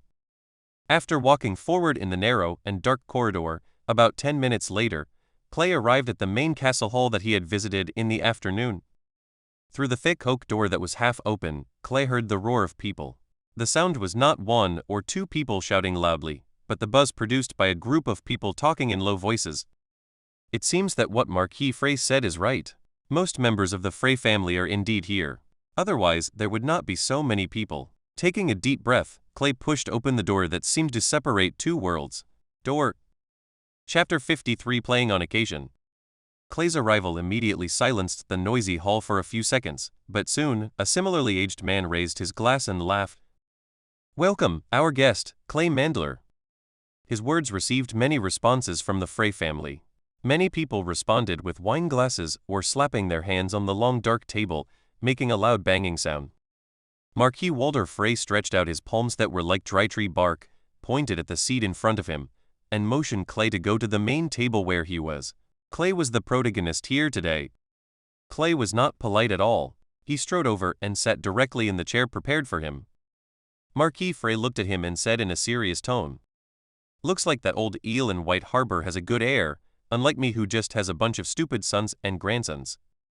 Clay frowned vaguely. If it were someone else, he might not agree to calling his old man this way. But for the 90-year-old old man in front of him, who combined was not as old as the other, he could only curse in his heart. Without responding to this sentence, Clay sat there quietly, waiting for the next words from Marquis Frey. Previous intelligence showed that Marquis Frey was a person with a strong sense of family values. Sure enough, Marquis Frey didn't care at all that Clay ignored his words, and began to introduce his family members to Clay with excitement. He pointed at the man who said welcome to Clay when he entered the door just now and said, "Stefan Frey, my eldest son and my heir, is older than your grandfather. Who told him to have a father like me?"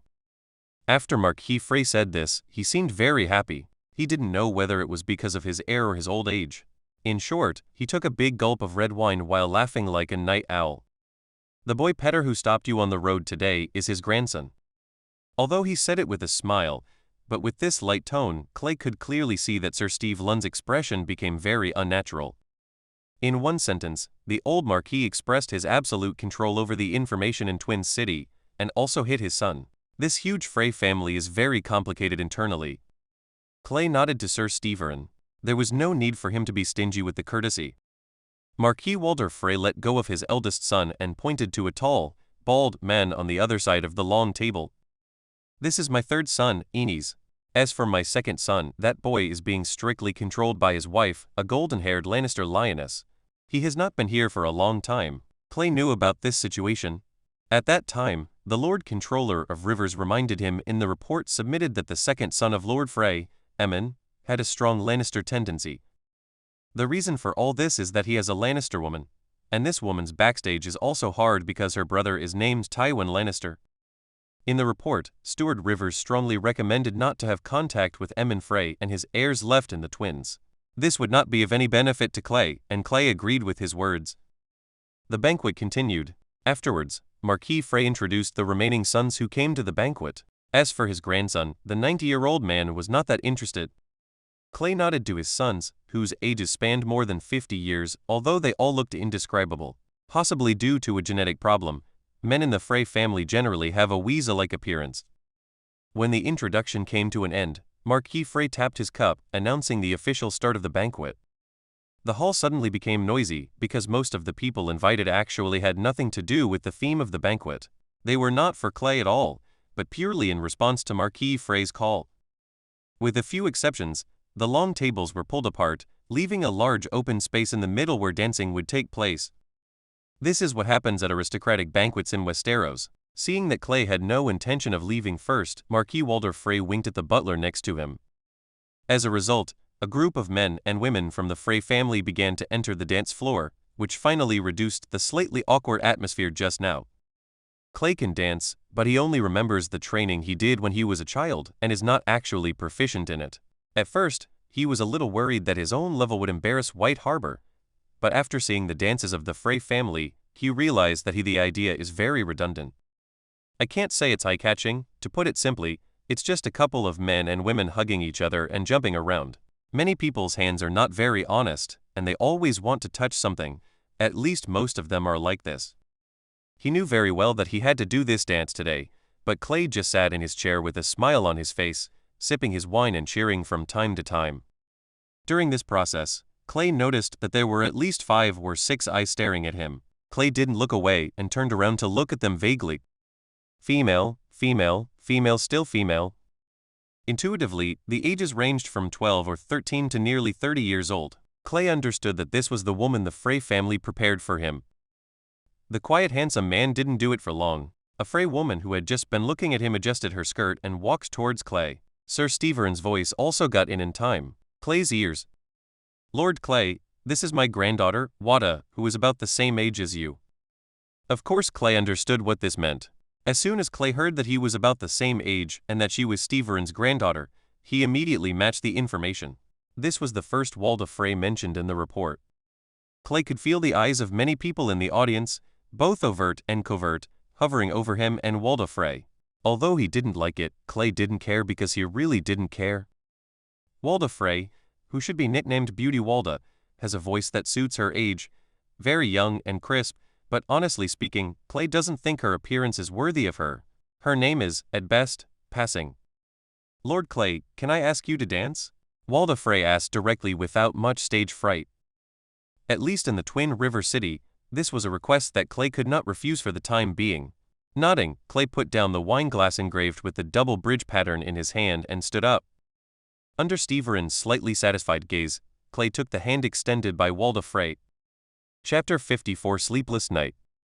With the strong smell of perfume filling his nose, Clay walked stiffly, answering Walda Frey's obviously prepared questions one after another. As a man, of course he likes women's compliments, but when he knows clearly that these words are completely prepared, the sense of accomplishment brought by this gene dissipates faster than a wisp of smoke.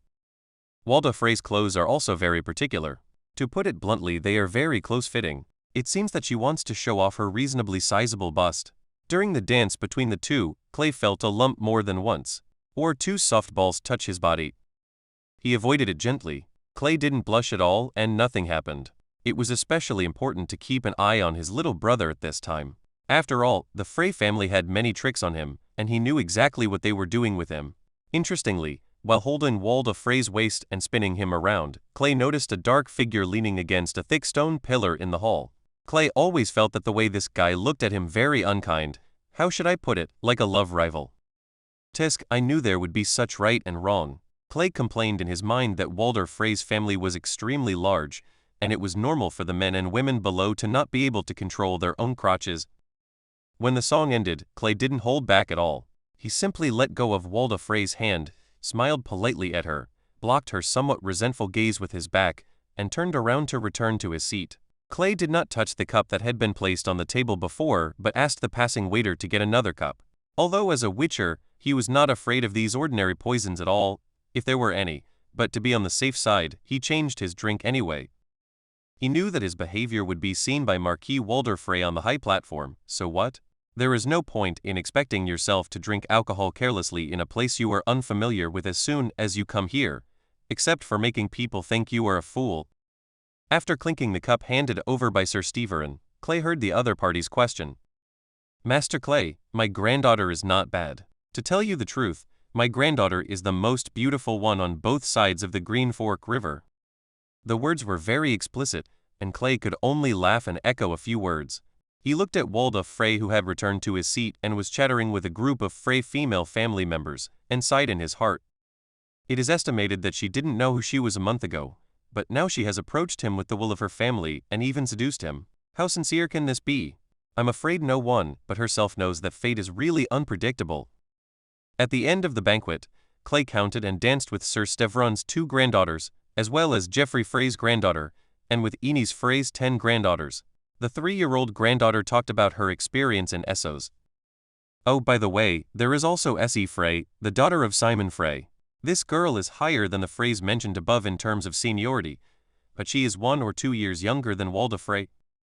In short, after the banquet full of Frey girls finally passed, Clay felt a deep exhaustion, as if his body had been hollowed out, despite the strong nerves of the demon hunter. Both the guests and the host were happy, at least on the surface. When Marquis Walder Frey needed to leave early to rest due to his age, the banquet became even more lively, with crude yelling and women's screams coming from time to time. It's a chaotic dance of demons. Clay found an opportunity, pretending to be too drunk, and let the White Harbor Guard captain who finally appeared to save him help him back to the room. "Master, are you okay?" After confirming that no one was outside, the guard captain asked the 2 of them to stay outside and closed the door behind him. Then he looked at Master Clay, who suddenly woke up, and asked doubtfully, "In your mind, how could your young master let these Freys get me down so easily?" Clay said angrily, glaring at the guard captain sideways. Even the stupidest person realized that the young master was pretending to be drunk. The captain of the guard rolled his eyes and didn't know what to think about. Clay noticed something was wrong with this guy's eyes. He looked back and forth on his body. After holding it in for a long time, the guard captain said carefully, "Master, we won't be guarding the door for you tonight. If you need anything, just call us loudly." After leaving these incomprehensible words, the guard captain quickly left with an inscrutable expression that all men understand. "What the hell? Wait, what are you guys thinking about?" Clay was extremely speechless. He didn't worry that these people would really care about his safety, but he really didn't realize what the expression just meant. Time passed quickly, and the moon outside the window had moved a considerable distance in the night sky. At night, the hustle and bustle of the Twin River city gradually disappeared, and Clay knew that the banquet should be over for good. He planned to stay here for a week, and then find a reason to let his old man summon him back with a raven. In fact, it didn't matter how he went back, because this invitation was not in the name of an engagement at all. With White Harbor behind him, Clay doesn't think that these Freys will break the contract with him and give him a Frey woman, unless. Thinking of this, Clay seemed to have some realization. He somewhat understood the meaning behind what the guard captain called the silver smile. At this moment, in the darkness, he heard the sound of the door being opened gently and the lock being opened. Who was this? Clay's heart tightened, and his hand had already touched the long sword specially placed on the bed. The sword is always unsheathed, which will save Clay the time to draw the sword when he is really in danger. But then, he smelled a scent of perfume that was getting stronger and stronger. It was slightly familiar. He recognized this smell because he had smelled it just a few hours ago. Walda Frey, my God, why is she here? The next second, with his eyes open, Clay used the bright moonlight to see Walda Frey, who crept into the house and had already changed his clothes. She probably didn't expect Clay to be awake at all. When she saw Clay's eyes, Walda Frey was obviously startled, and the expression on her face changed continuously. "Miss Walda Frey, it's so late, you..." Clay was also embarrassed and decided to speak first to break the silence. However, before he could finish his words, he saw Walda Frey's hand already resting on her shoulder strap. At this point, Clay would be a fool if he didn't understand what she was trying to do. She was trying to cook raw rice into cooked rice, wasn't it? Is this necessary? It seemed that one could hear Walda Frey's gradually becoming heavier breathing, and Clay jumped up from his lying position. "Damn it, you can't do this," Clay lamented inwardly. Chapter 55. The Yaxi seal is really useful. Although he has been sent to his door, Clay has no interest in having anything to do with this decent-looking Walda Frey. If he really gets involved, he will be in trouble. "Sir, I'll do it." After saying these fiery words, Clay's palm appeared in Walda Frey's field of vision, and an inverted triangle of light green runes flashed away. "Fortunately, I have the Yaxi Dharma," Clay said in his heart that he had no time to react due to such a sudden attack on him, thanks to his Witcher seal. After temporarily controlling the disheveled Walda Frey, who was already dangling in the air in some places, Clay breathed a sigh of relief. In order to concentrate, Clay gave her the order to get dressed and stand at the door. Now, the most difficult question is to figure out whether it was a personal act or someone who instigated it. If it was a personal act, Clay could have just eaten and wiped it where he was and just told Walda Frey that nothing happened. But if someone instigates it, then this matter will be difficult to handle, which means that someone is monitoring Walda Frey's whereabouts. The more trouble she will have with Clay if she stays here for a second. Thinking of this, Clay couldn't help but be annoyed at why he didn't stop the guard captain from leaving. Hey, it was because he was too innocent and figured it out too late. At the same time, he overestimated the lower limit of these Freys. There was no use thinking about it now. Regarding the situation at hand, Clay quickly made a decision and asked, "What a Frey, you came to me tonight. Did someone instruct you to do this?" The woman, whose eyes had completely lost all energy, turned her back to him and answered in a robotic voice, "Yes, my lord. My father Wharton asked me to crawl into your bed and he will find you tomorrow morning." "Stop, you don't need to say anything." Clay was speechless. What kind of otherworldly version of the immortal jump was this? He was really unlucky to have encountered it. "Come here to see me. Besides your father, does anyone else know?" "There is also my grandfather Steve Lunn, but he rejected my father's method." Fortunately, not many people knew about it, and the other party didn't come until the next morning, which gave me time to think of countermeasures. However, why are these people so crazy and anxious to send their daughter over to them? Are they really not afraid that they will be ruthless and refuse to admit their guilt afterwards? Clay found that he had completely underestimated that the Frey family wanted to give him the heir of White Harbor, a real wife with the Frey surname. This was really outrageous. The room fell into silence. Although there was a man and a woman alone, there was no atmosphere of ambiguity at all. After a moment of silence, Clay said, "What a Frey, you did come to see Clay Mandler tonight, but you misremembered the location of Clay Mandler's room and did not find him. Now leave and go back to your room. Go to sleep. In any case, this woman must leave him as soon as possible, otherwise if something unexpected happens again, you will not be able to explain it." "Yes, my lord." Still giving a mechanical and blunt answer, Walda Frey slowly walked out of the door. Clay watched him go down the stairs and disappeared into the distance, and then he breathed a sigh of relief. Then, he immediately returned and walked directly to his room not far away, where the guard captain lived. Clay had just arrived at the door, and before he even raised his hand to knock on the door, the heavy oak door creaked open. With the flickering candlelight in the corridor, Clay could clearly see the strange-looking face exposed behind the door. "Come here and talk to my room." Clay said coldly, if this guy hadn't misinterpreted his meaning and made trouble for himself, how could there have been such a terrifying incident at night? "Master, I was almost eaten by the evil daughter of the Frey family, do you know?" Seeing the unkind expression on the young master's face, the guard captain also realized that he might have done something bad. 10 minutes ago, through the crack in the door, he saw Walda Frey coming to see his young master, and he commented on the former's plump body. He also a little envious of Clay. As for whether there would be any trouble, he didn't realize it at all. In his subconscious mind, this kind of person who came to his door would be finished if he didn't accept the debt after the work was done. Anyway, he would definitely do this if it was replaced. As a result, Walda Frey left Clay's room with stiff steps. She had just despised the young master's fighting ability in her heart, but she did not expect that the young master came directly to her with a dark face. "Did you already know that something like this would happen?" The guard captain was stunned when he said this. He was not sure what the young master meant, so he could only answer honestly. "Master, I thought you were not drunk and were just waiting for something like this. Miss Wada's behavior is very common among noble gentlemen. You..." Clay was speechless again. What could he say? He was too pure, or the guard captain thought too much. After holding back for a long time, Clay gave up on continuing the question. He directly ordered the guard captain, "From now on, if you have any ideas, please make it clear. Stop doing things like you understand and I understand. Bring your people with you. I don't want anyone to come in the middle of the night." The guard captain left in a daze. After looking at the tidy room, he instantly understood that nothing had happened just now. Then he realized that he had misunderstood the young master's meaning. He thought the young master understood, but in fact the young master didn't know anything. He might have just been caught off guard by Walda Frey. Thinking of this, cold sweat instantly wet his back. He found all the guards who had been given leave tonight and turned a deaf ear to their complaints. The guard captain glared and did not miss any corner of the floor. The fact that the young master did not pursue him this time did not mean that he would be so lucky next time.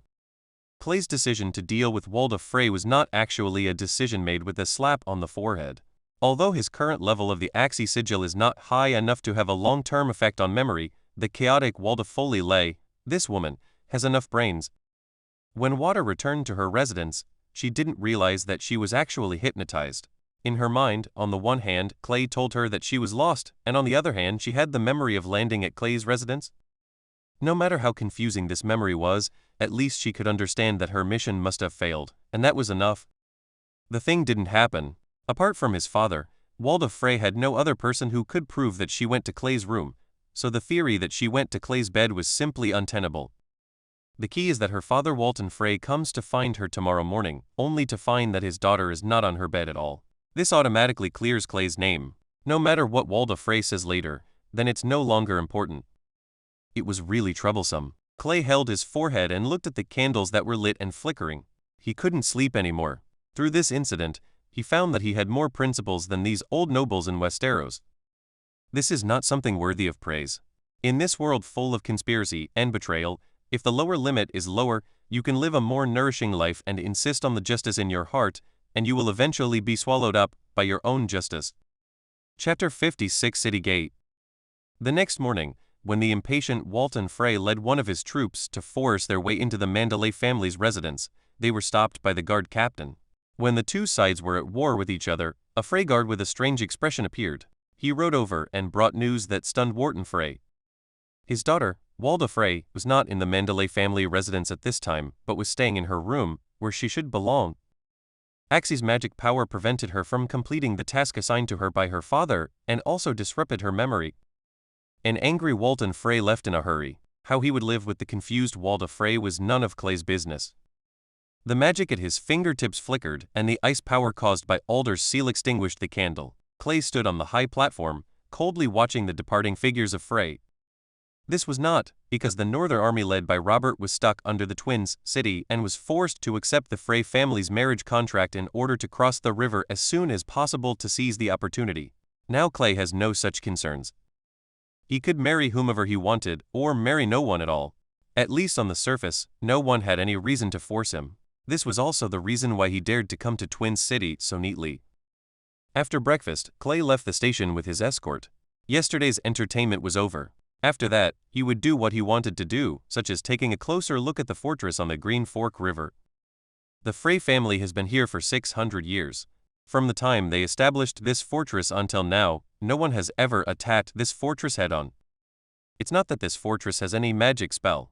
In fact, it is just an ordinary masonry mixed fortress, and the city wall is not very tall. At least in Clay's eyes, the city wall of Twin City is far inferior to the huge wall of White Harbor. But the thing is, this fort has an excellent advantage, which is the Green Fork River that never dries up across its belly. The existence of this river means that enemies who want to capture it will never be able to completely surround it, or even half of it, because only one side of the east and west fortresses faces the shore. What's even more disgusting is that since the bridgehead is not very big, the battlefield for the siege is actually very narrow. Even if the opponent in Twin River City has a far greater military advantage than it, if it really wants to fight, it can only send a small number of troops to each attack. For some people, this has become a fueling tactic. Before Aegon's conquest, the Twins, which was far away from the main battlefields of the Riverlands, had never encountered a decent opponent. The high tolls gave it the ability to raise an army of 3,000. Therefore, this small Twin River city and its owners, the Frey family, gradually grew stronger and became a stubborn stone on the Green Fork River that could not be washed away no matter how hard it was washed away. Now, no one in the entire northern border has thought about what they will do when this bridge really blocks them. Clay, who knows that the war will inevitably break out and must prepare early, comes to this fortress in person, thinking look for its weaknesses. Clay's location was at the castle on the east bank of the Green Fork River. The Frey family's main castle was also built here, so Clay decided to look at it from the east gate. Clay doesn't know much about military affairs, but that doesn't mean that everyone doesn't. During the chat on the way here, Clay had already learned roughly how to breach a fortress from the captain of the guard, a veteran who had participated in the Usurper War. Rough approach. The Frey family has always sent people to guard the entrance of the Manderly family residence where Clay is located. When he saw Clay coming out, this little Frey, who Clay could not name, immediately came forward with a look on his face. He asked with a smile, "Master Clay, where are you going?" After glancing at this little character whose name Clay was not interested in knowing, Clay replied calmly, "Go and walk around the city wall. You don't have to follow us. I believe that under this sunshine, as long as I stay here, There is nothing that the Marquis doesn't know, right? Patting the embarrassed Frey family member, Clay led his guards towards the city gate. The small fortress was actually very lively, with various vendors placing their goods on both sides of the road, shouting loudly and selling some strange gadgets that even Clay couldn't recognize. Occasionally, soldiers wearing uniforms with Frey's Twin Towers emblems engraved on them did not make it difficult for these vendors who occupied the road to operate. It was not that they were merciful, but the entry tax at the city gate had already made these guys salivate. They looked down upon these little things. Just a poor bastard. Pretending to ask the guards to buy something from a nearby stall, Clay came to the city gate and stood aside, looking across the crowd and carefully looking at the east gate of Twin River City. This is a black steel gate, and each of the thick steel bars is wider than the thickness of Clay's calf. On the outside of the steel bar there is a black oak door. Clay had noticed this door when he entered the city. It was not that thick, and it did not seem to provide very good defense. But in a war, the attacking party must completely destroy this wooden gate before they can attack the stainless steel gate behind it. After looking at it for a long time, Clay came to the conclusion that there are two solutions to solve this gate. The first is not to let it down, or someone to pull it up during the siege. This is actually a problem, that is, how to arrange the person who controls the gate to this position at the beginning of the war. Clay thought of his White Sea Guards. Perhaps this was the direction of their next phase of work. It just so happened that Clay also wanted to find out some information from the White Sea Guards here. The second idea is to skip the gate itself without solving it. As long as the army can surround the city long enough, Clay can find enough craftsmen to climb over the gate from underground. There are such craftsmen in White Harbor. But this method takes time.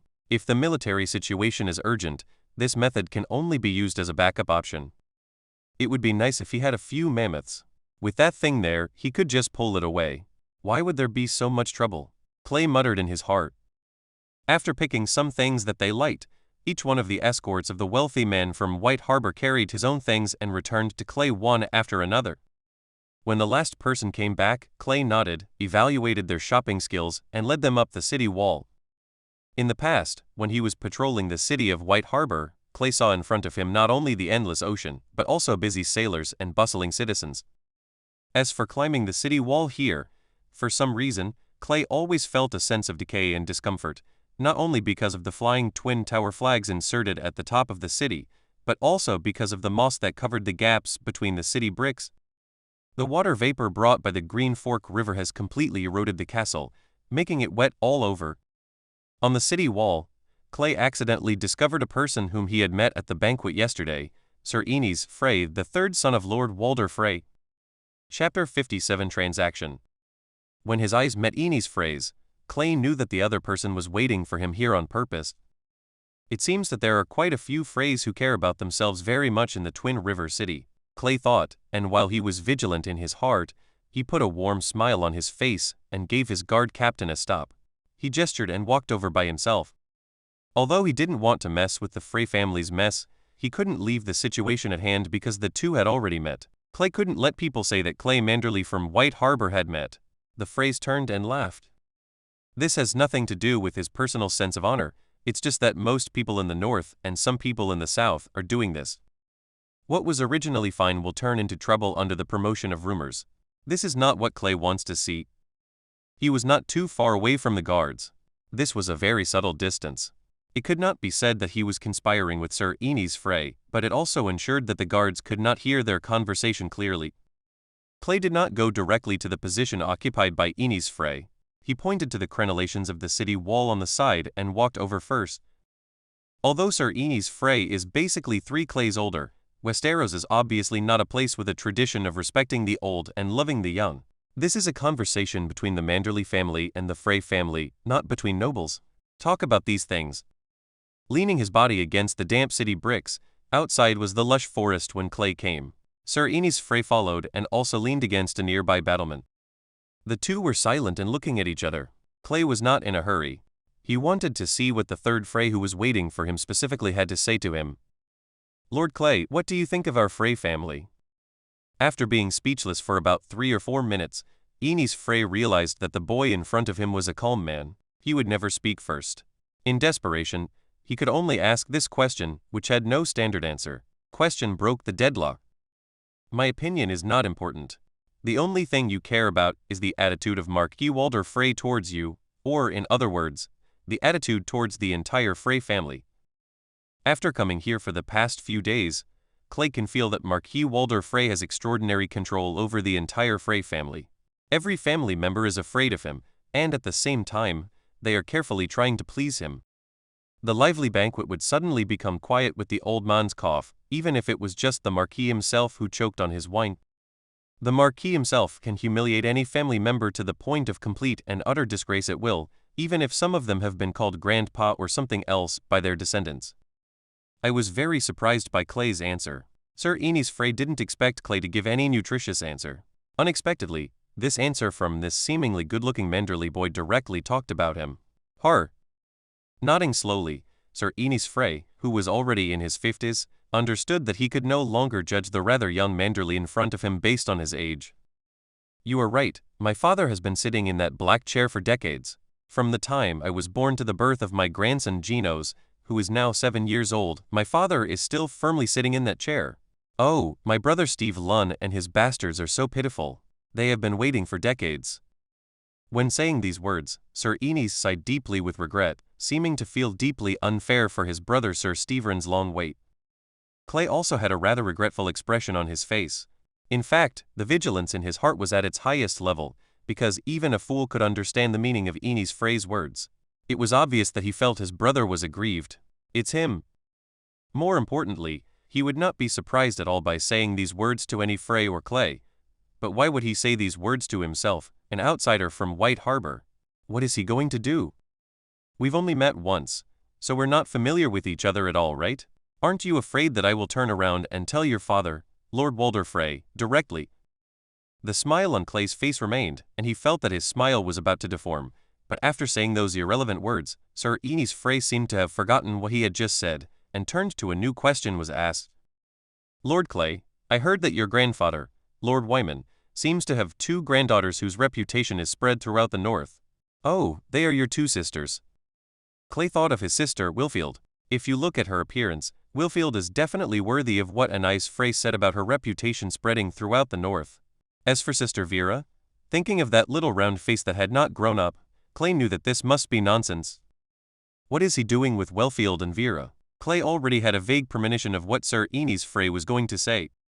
Sure enough, as Clay expected, the bald old Frey with a grey mustache said what he said. Lord Clay, I heard that the 2 ladies of House Manderly are not engaged. How can this be possible? If my grandson, Robert Frey, named after King Robert, is lucky enough to marry one of the 2 ladies, once the marriage contract is signed, then I believe that the Frey family will be your forever friends. Of course this will require the help of you and the entire Manderly family. By now, Clay has completely understood why Enys Frey said such incomprehensible words to him before. This guy is obviously also a guy who is well versed in the art of painting cakes. He first told himself that the Frey family was unstable and that neither he nor his brother Steve Lunn wanted the Marquis to live too long. Under this premise, Enys began to paint a picture for himself. He used his eldest grandson's marriage contract with Vera or Wilfield as a bargaining chip, telling himself that as long as the marriage contract was completed and the Manderly family took action against him, give him some backing and he'll reward Clay handsomely. But Clay was a little strange. Why was he so sure that he would get involved in this very crude idea of his? Whether the idea was a spur-of-the-moment idea or a well-thought-out idea, whether he was testing himself or sincere, Clay could understand one thing. Enys Frey must have ambitions for the Frey family's inheritance.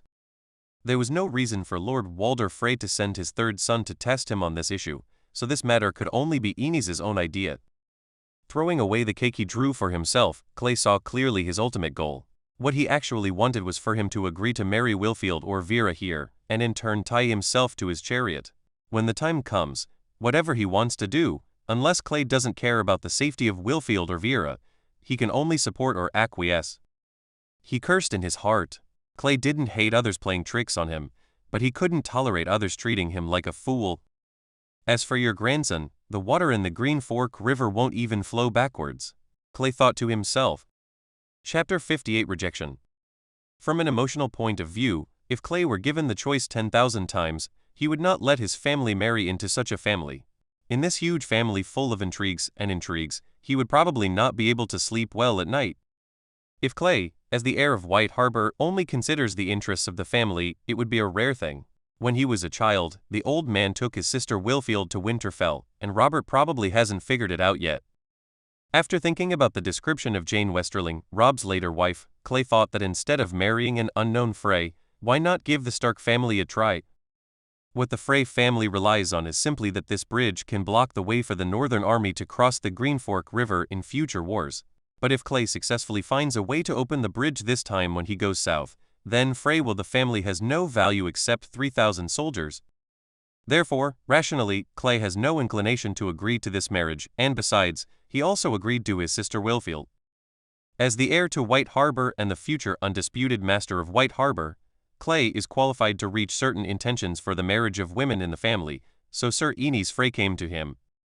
In fact, before Clay arrived, the Frey family had discussed this issue. In addition to trying to get an engagement with Clay, they also wanted to achieve an engagement with Wilfield or Vera, especially their sister Wilfie. Virtue. Looking at Aenys Frey, whose face was full of sincerity and not at all hypocritical, Clay sneered in his heart. Sir, your suggestion is very good, but unfortunately, for such a big matter, I have to discuss it with my grandfather and my sister. I respect their opinions. He also had a sincere face, with twisted eyebrows and a slightly complicated look, trying his best to convey to Sir Aenys Frey that he really supported his plan, but that he really couldn't make the decision. Somewhat dissatisfied with Clay's statement, Frey, who was over 50 years old, pinched the gray beard on his chin and said with some disdain, Clay, as the heir of White Harbor and the most valued heir of Old Eel, why can't you make a decision? This is the right you should have as the heir of the family. As soon as these words came out, Clay's expression darkened, and his expression was no longer the same as before. He was very disgusted with the teachings contained in it. Didn't Clay himself know what he could and couldn't do? Need a Frey from the twins to teach you. The voice weakened obviously. Clay stared at Aenys Frey's somewhat red and wet eyes and said coldly, How we, the Manderly family, decide is our own business, so I won't ask for your concern, sir. Having said that, no matter how stupid Aenys Frey is, he knows that he will not be able to reach any agreement with Clay, who he thinks is a bit young and energetic today. The expression on his face also became ugly. He cursed a few vulgar slang words in the river. Frey, who was waiting here specifically, left angrily. Only the two of them knew how much of their anger was very real. Seeing Frey leaving, the guard captain who had been paying attention to this place for a long time quickly followed him, stared at the direction Frey left with squinted eyes, and asked in a low voice, Master, what did you just do? It's okay. If Aenys Frey wants his grandson to marry Wilfield and Vera, I won't agree to it even if he goes to the seven hells. Remember, tell everyone not to talk about our meeting. In response to the young master's order, the guard captain quickly nodded in agreement, but he could not understand the barely concealed hostility towards the Frey family in the young master's words. After all, the North once closely participated in the war against the Targaryen dynasty with the Riverlands. Although Lord Frey arrived late, these veterans still had a good impression of the Riverlands nobles. Out of concern for Clay, he hesitated for a moment and then said, Master, did the Frey family do anything to displease you? It's not that serious, why do you ask that? Then why are you so well, you don't like people like Frey? It's nothing else. I just want to say, Master, we should not conflict with them on Frey's territory. Clay shook his head. He understood the guard captain's concern, but he knew the priorities and would not really get into trouble with Frey. Let me ask you, how many unmarried heirs does Lord Walder Frey have? I'm sorry, sir, I'm not sure. Anyway, there are a lot. I didn't understand why Clay would ask such a question, but the guard captain answered honestly. Clay smiled. He took his hand back from the wet city bricks, smoothed his wind-blown forehead, then placed it on the guard captain's shoulder armor, and said softly, No, you actually know very well that the word many is enough in itself. There are too many Freys, and this surname is not worth a few golden dragons. There is no need for us to sacrifice our family members for the possible support of the Frey family. Sent to a place like this grave. Clay actually didn't expect these warriors on the battlefield to really understand the secrets here. Westeros is an extremely rigid class society. If your ancestors are not nobles, then it is almost impossible for you to live like this in your life. Think like an aristocrat. Of course there are stupid nobles and there are quite a few of them, but at least most of them are smart people. The hot and humid wind from the Green Fork River kept blowing on his skin, making Clay feel an uncomfortable sticky feeling. For a moment, he had forgotten about Ines Frey. "Let's go and walk around this wall," he said to the guard captain, who was still frowning and thinking. The latter quickly ended his thinking and followed Clay step by step. The steps passed over moss-covered stone bricks. It seemed that it had rained here not long ago, and some shallow rainwater still accumulated in the defects of some city walls. The Frey soldiers standing guard along the way didn't know what had just happened, and they didn't care if they knew what happened, because the military power of the twins had always been firmly in the hands of Marquis Walder Frey himself. Except for the eldest, Sir Stefan Frey, who has a small guard force, the other heirs are strictly prohibited by the Marquis himself from having more than 50 people in force in the Twin City. When these Frey soldiers on guard saw the White Harbor people wearing mermaid crests approaching, they did not stop them. They knew that Clay and his party were the distinguished guests of the Marquis, and they could not stop them. Walking slowly along the way, Clay climbed from the city gate to the city wall, and walked all the way to the south half of the city wall. When he returned to the city gate again, he made a judgment in his mind. This was an old city wall that was old, and its defensive capabilities were not amazing, and it lacked maintenance. As long as Clay is given a certain amount of time, even if it is hit hard with a trebuchet, this castle will not be able to withstand it. It is just a bit troublesome. The Frey family can run in the other direction, which is a bit annoying. How to completely surround the city or prevent them from escaping? This is another new question. Chapter 59 Assumption. Clay has always worn the ring set with a blood-red gemstone on his finger, which symbolizes his identity as the commander of the White Sea Guards. When he comes here in person, he will definitely be seen by the members of the White Sea Guard lurking here, and this ring is the best scepter. Steward River told Clay before he left that when he arrived at the Twins and needed the support of the White Sea Guards, he only needed to carve a symbol on the outer wall of the Seven Gods Church, the largest church in the Twins. Trident pattern. When the men of the White Sea Guards in Twin City see this pattern, they will find a way to get close to Clay. The code word is the short phrase Black Sea and White Waves. The process seems simple, but to do this kind of thing, the identity verification process is slightly complicated, and it is enough to have certain confidentiality and anti-counterfeiting properties. If too many filtering conditions are added, it will only make the entire chain extremely fragile and greatly reduce the practicality. Sex. When he didn't come to the Twins before, Clay just planned to let them pay attention to the internal situation of the Frey family, and had not yet planned their next mission. However, based on what he saw and heard in the Twin City in the past 2 days, as well as the sporadic news he heard from the guards, plus the words of Ines Frey who just left today, Clay can basically it was determined that the entire Frey family was sitting on a volcano crater. Marquis Walder Frey himself is too strong and has controlled all kinds of power in the family for decades. At the age of 90, he still shows no obvious signs of weakness or lack of energy. This old man, who was 5 or 6 years older, actually married his 8th wife, Joan Susan Infold, on his 90th birthday. You know, this lady was only 16 years old, about the same age as Clay. The Emperor is powerful and has a long life. Although he is getting older every day, there is no hope of giving up power. Steve Lunn, who has been the prince for decades, and many other Freys who are brothers have long since I am tired of waiting. While they were looking forward to the old man's early return to the embrace of the Seven Gods, they also competed with each other unscrupulously, doing anything to win the favor of the old Marquis. Ines Frey's words today, although the element of deception accounts for a large part, does not necessarily mean to win over the Manderly family and offer help. Although the law of inheritance is supreme, in the face of the absolute aristocratic authority, sometimes it's full of variables. Clay began to walk towards the north wall. The south wall was weak enough, but there were not enough flaws. There were many towers, and although the masonry was covered with moss, there were no cracks that could cause collapse.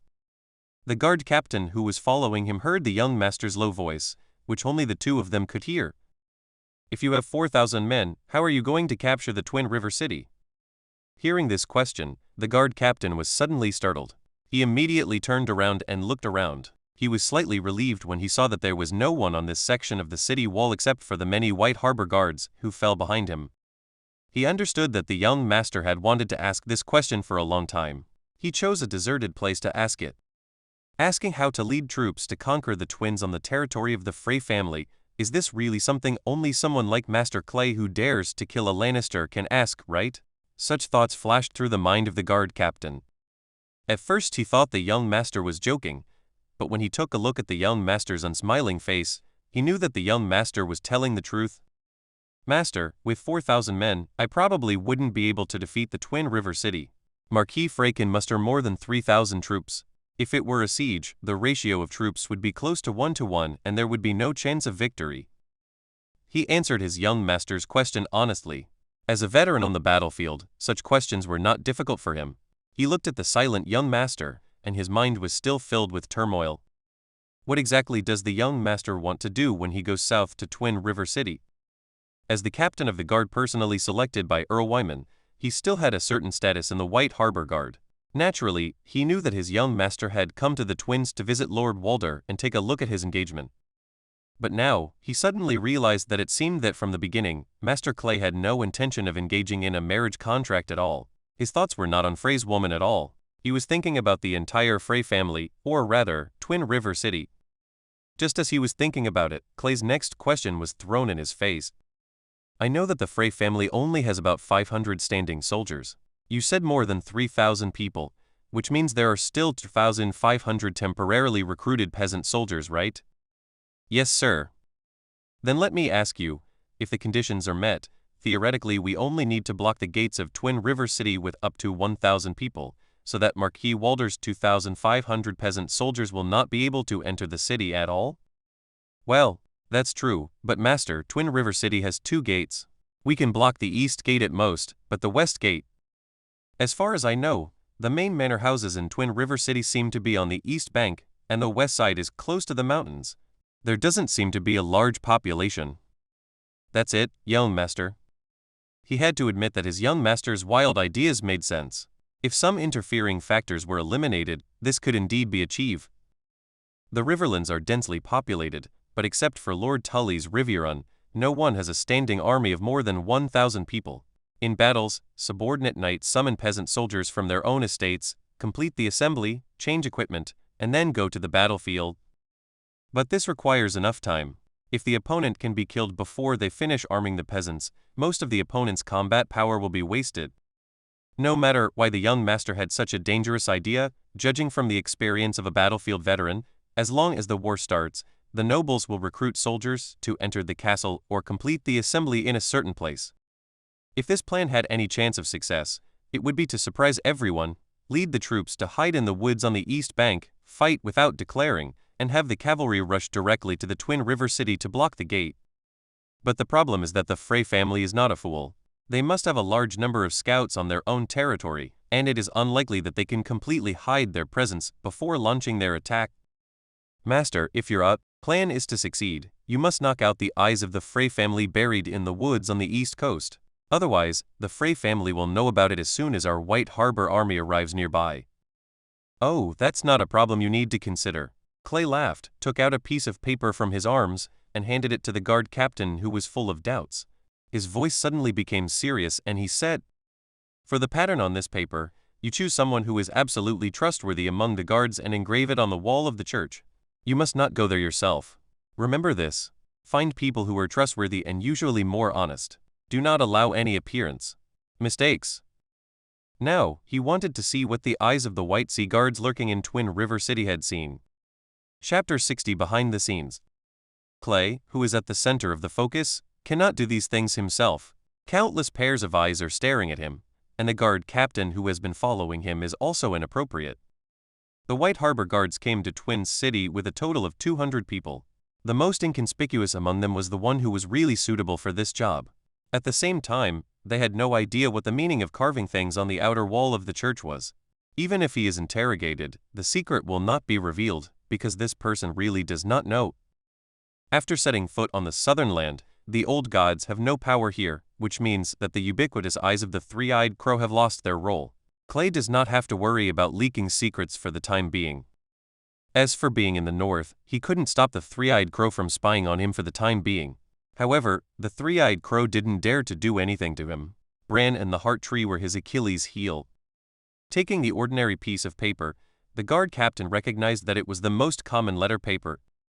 Opening it and looking at the special trident pattern in the center, the guard captain was confused. He didn't understand what his young master was doing. The Manderly family also believed in the 7 gods. Is this a special prayer ceremony? Clay ignored him, believing that he didn't need to repeat himself a second time, and that these guards would take care of things. The city wall turned around, and the north and south walls were in similar condition. The feeling of moisture filled every wall brick, but there were still no major flaws. This means that Clay can't find a place to make a concentrated breakthrough and can only use other methods. A group of people walked down the wall from the city gate. Clay looked at the sun that had climbed high in the sky and prayed that he would not meet a certain fray during his lunch. But things didn't go as he wished. Just as he was about to leave, Clay was stopped in place by Sir Stephen Frey's unique hoarse voice. "Clay, my father asked me to invite you to have lunch with him. I believe you will come, right?" He was stunned for a moment. What did Walder Frey want with him? But he reacted quickly and a polite smile appeared on his face. He cursed several times in his mind, but Clay couldn't do anything. After thinking for a while, he roughly guessed what Walder Frey had called him to do. Eating and other things were all empty. He had to ask himself some questions. It is true. Stepping into the hall of the main castle for the third time, nothing could be seen about the mess caused by last night's party. Except for the faint smell of wine in the air, there was no trace left here. A 6 to 7 meter long table was placed in the middle of the hall by a servant. The seat was filled with extremely high-calorie food. Marquis Walder Frey himself sat in a chair in the middle, concentrating on dealing with a fried food. Very crispy suckling pig. It was very rare that Clay didn't see a woman next to Marquis Walder. This was rare for this old silver stick who couldn't live without women every day. There were only 2 chairs in the hall, one for Marquis Walder, and the remaining one naturally belonged to Clay. As the heir, Sir Stephen did not get a chair here. The old sir quietly pulled a chicken leg from a fat chicken at the table and hid it. He said hello to his father and went about his own business. He left and closed the hall door very considerately. Even though he was here, Clay didn't show any courtesy. He sat down in his seat and began to look for the food he wanted to eat.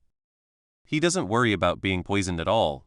His body is completely immune to ordinary poisons. As for the high-end tiers of lies, Walder Frey may not be able to get it, and even if he can get it, there is no reason to use it on him. "Whatever you want, boy Manderly, I'm an old man and I can't eat much." Marquis Walder glanced at Clay and motioned for Clay to help himself. He didn't mention the purpose of inviting him over, so Clay just pretended to be stupid, chose some things he liked, and ate them slowly.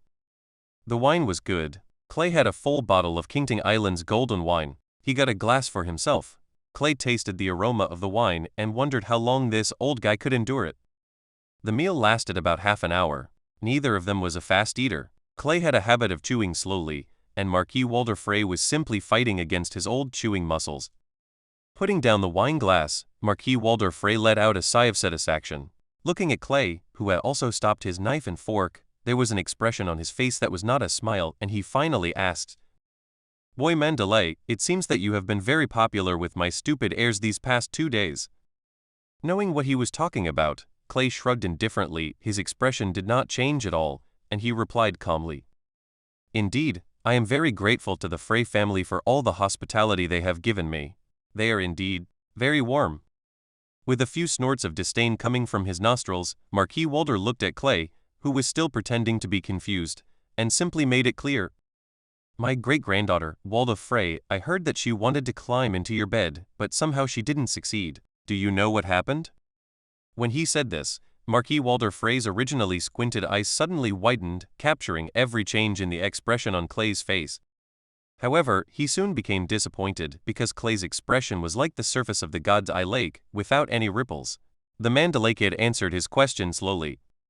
"Your Majesty the Marquis, I don't know anything about Miss Wada. I believe the Frey family has a very strict family tradition. These are probably rumors."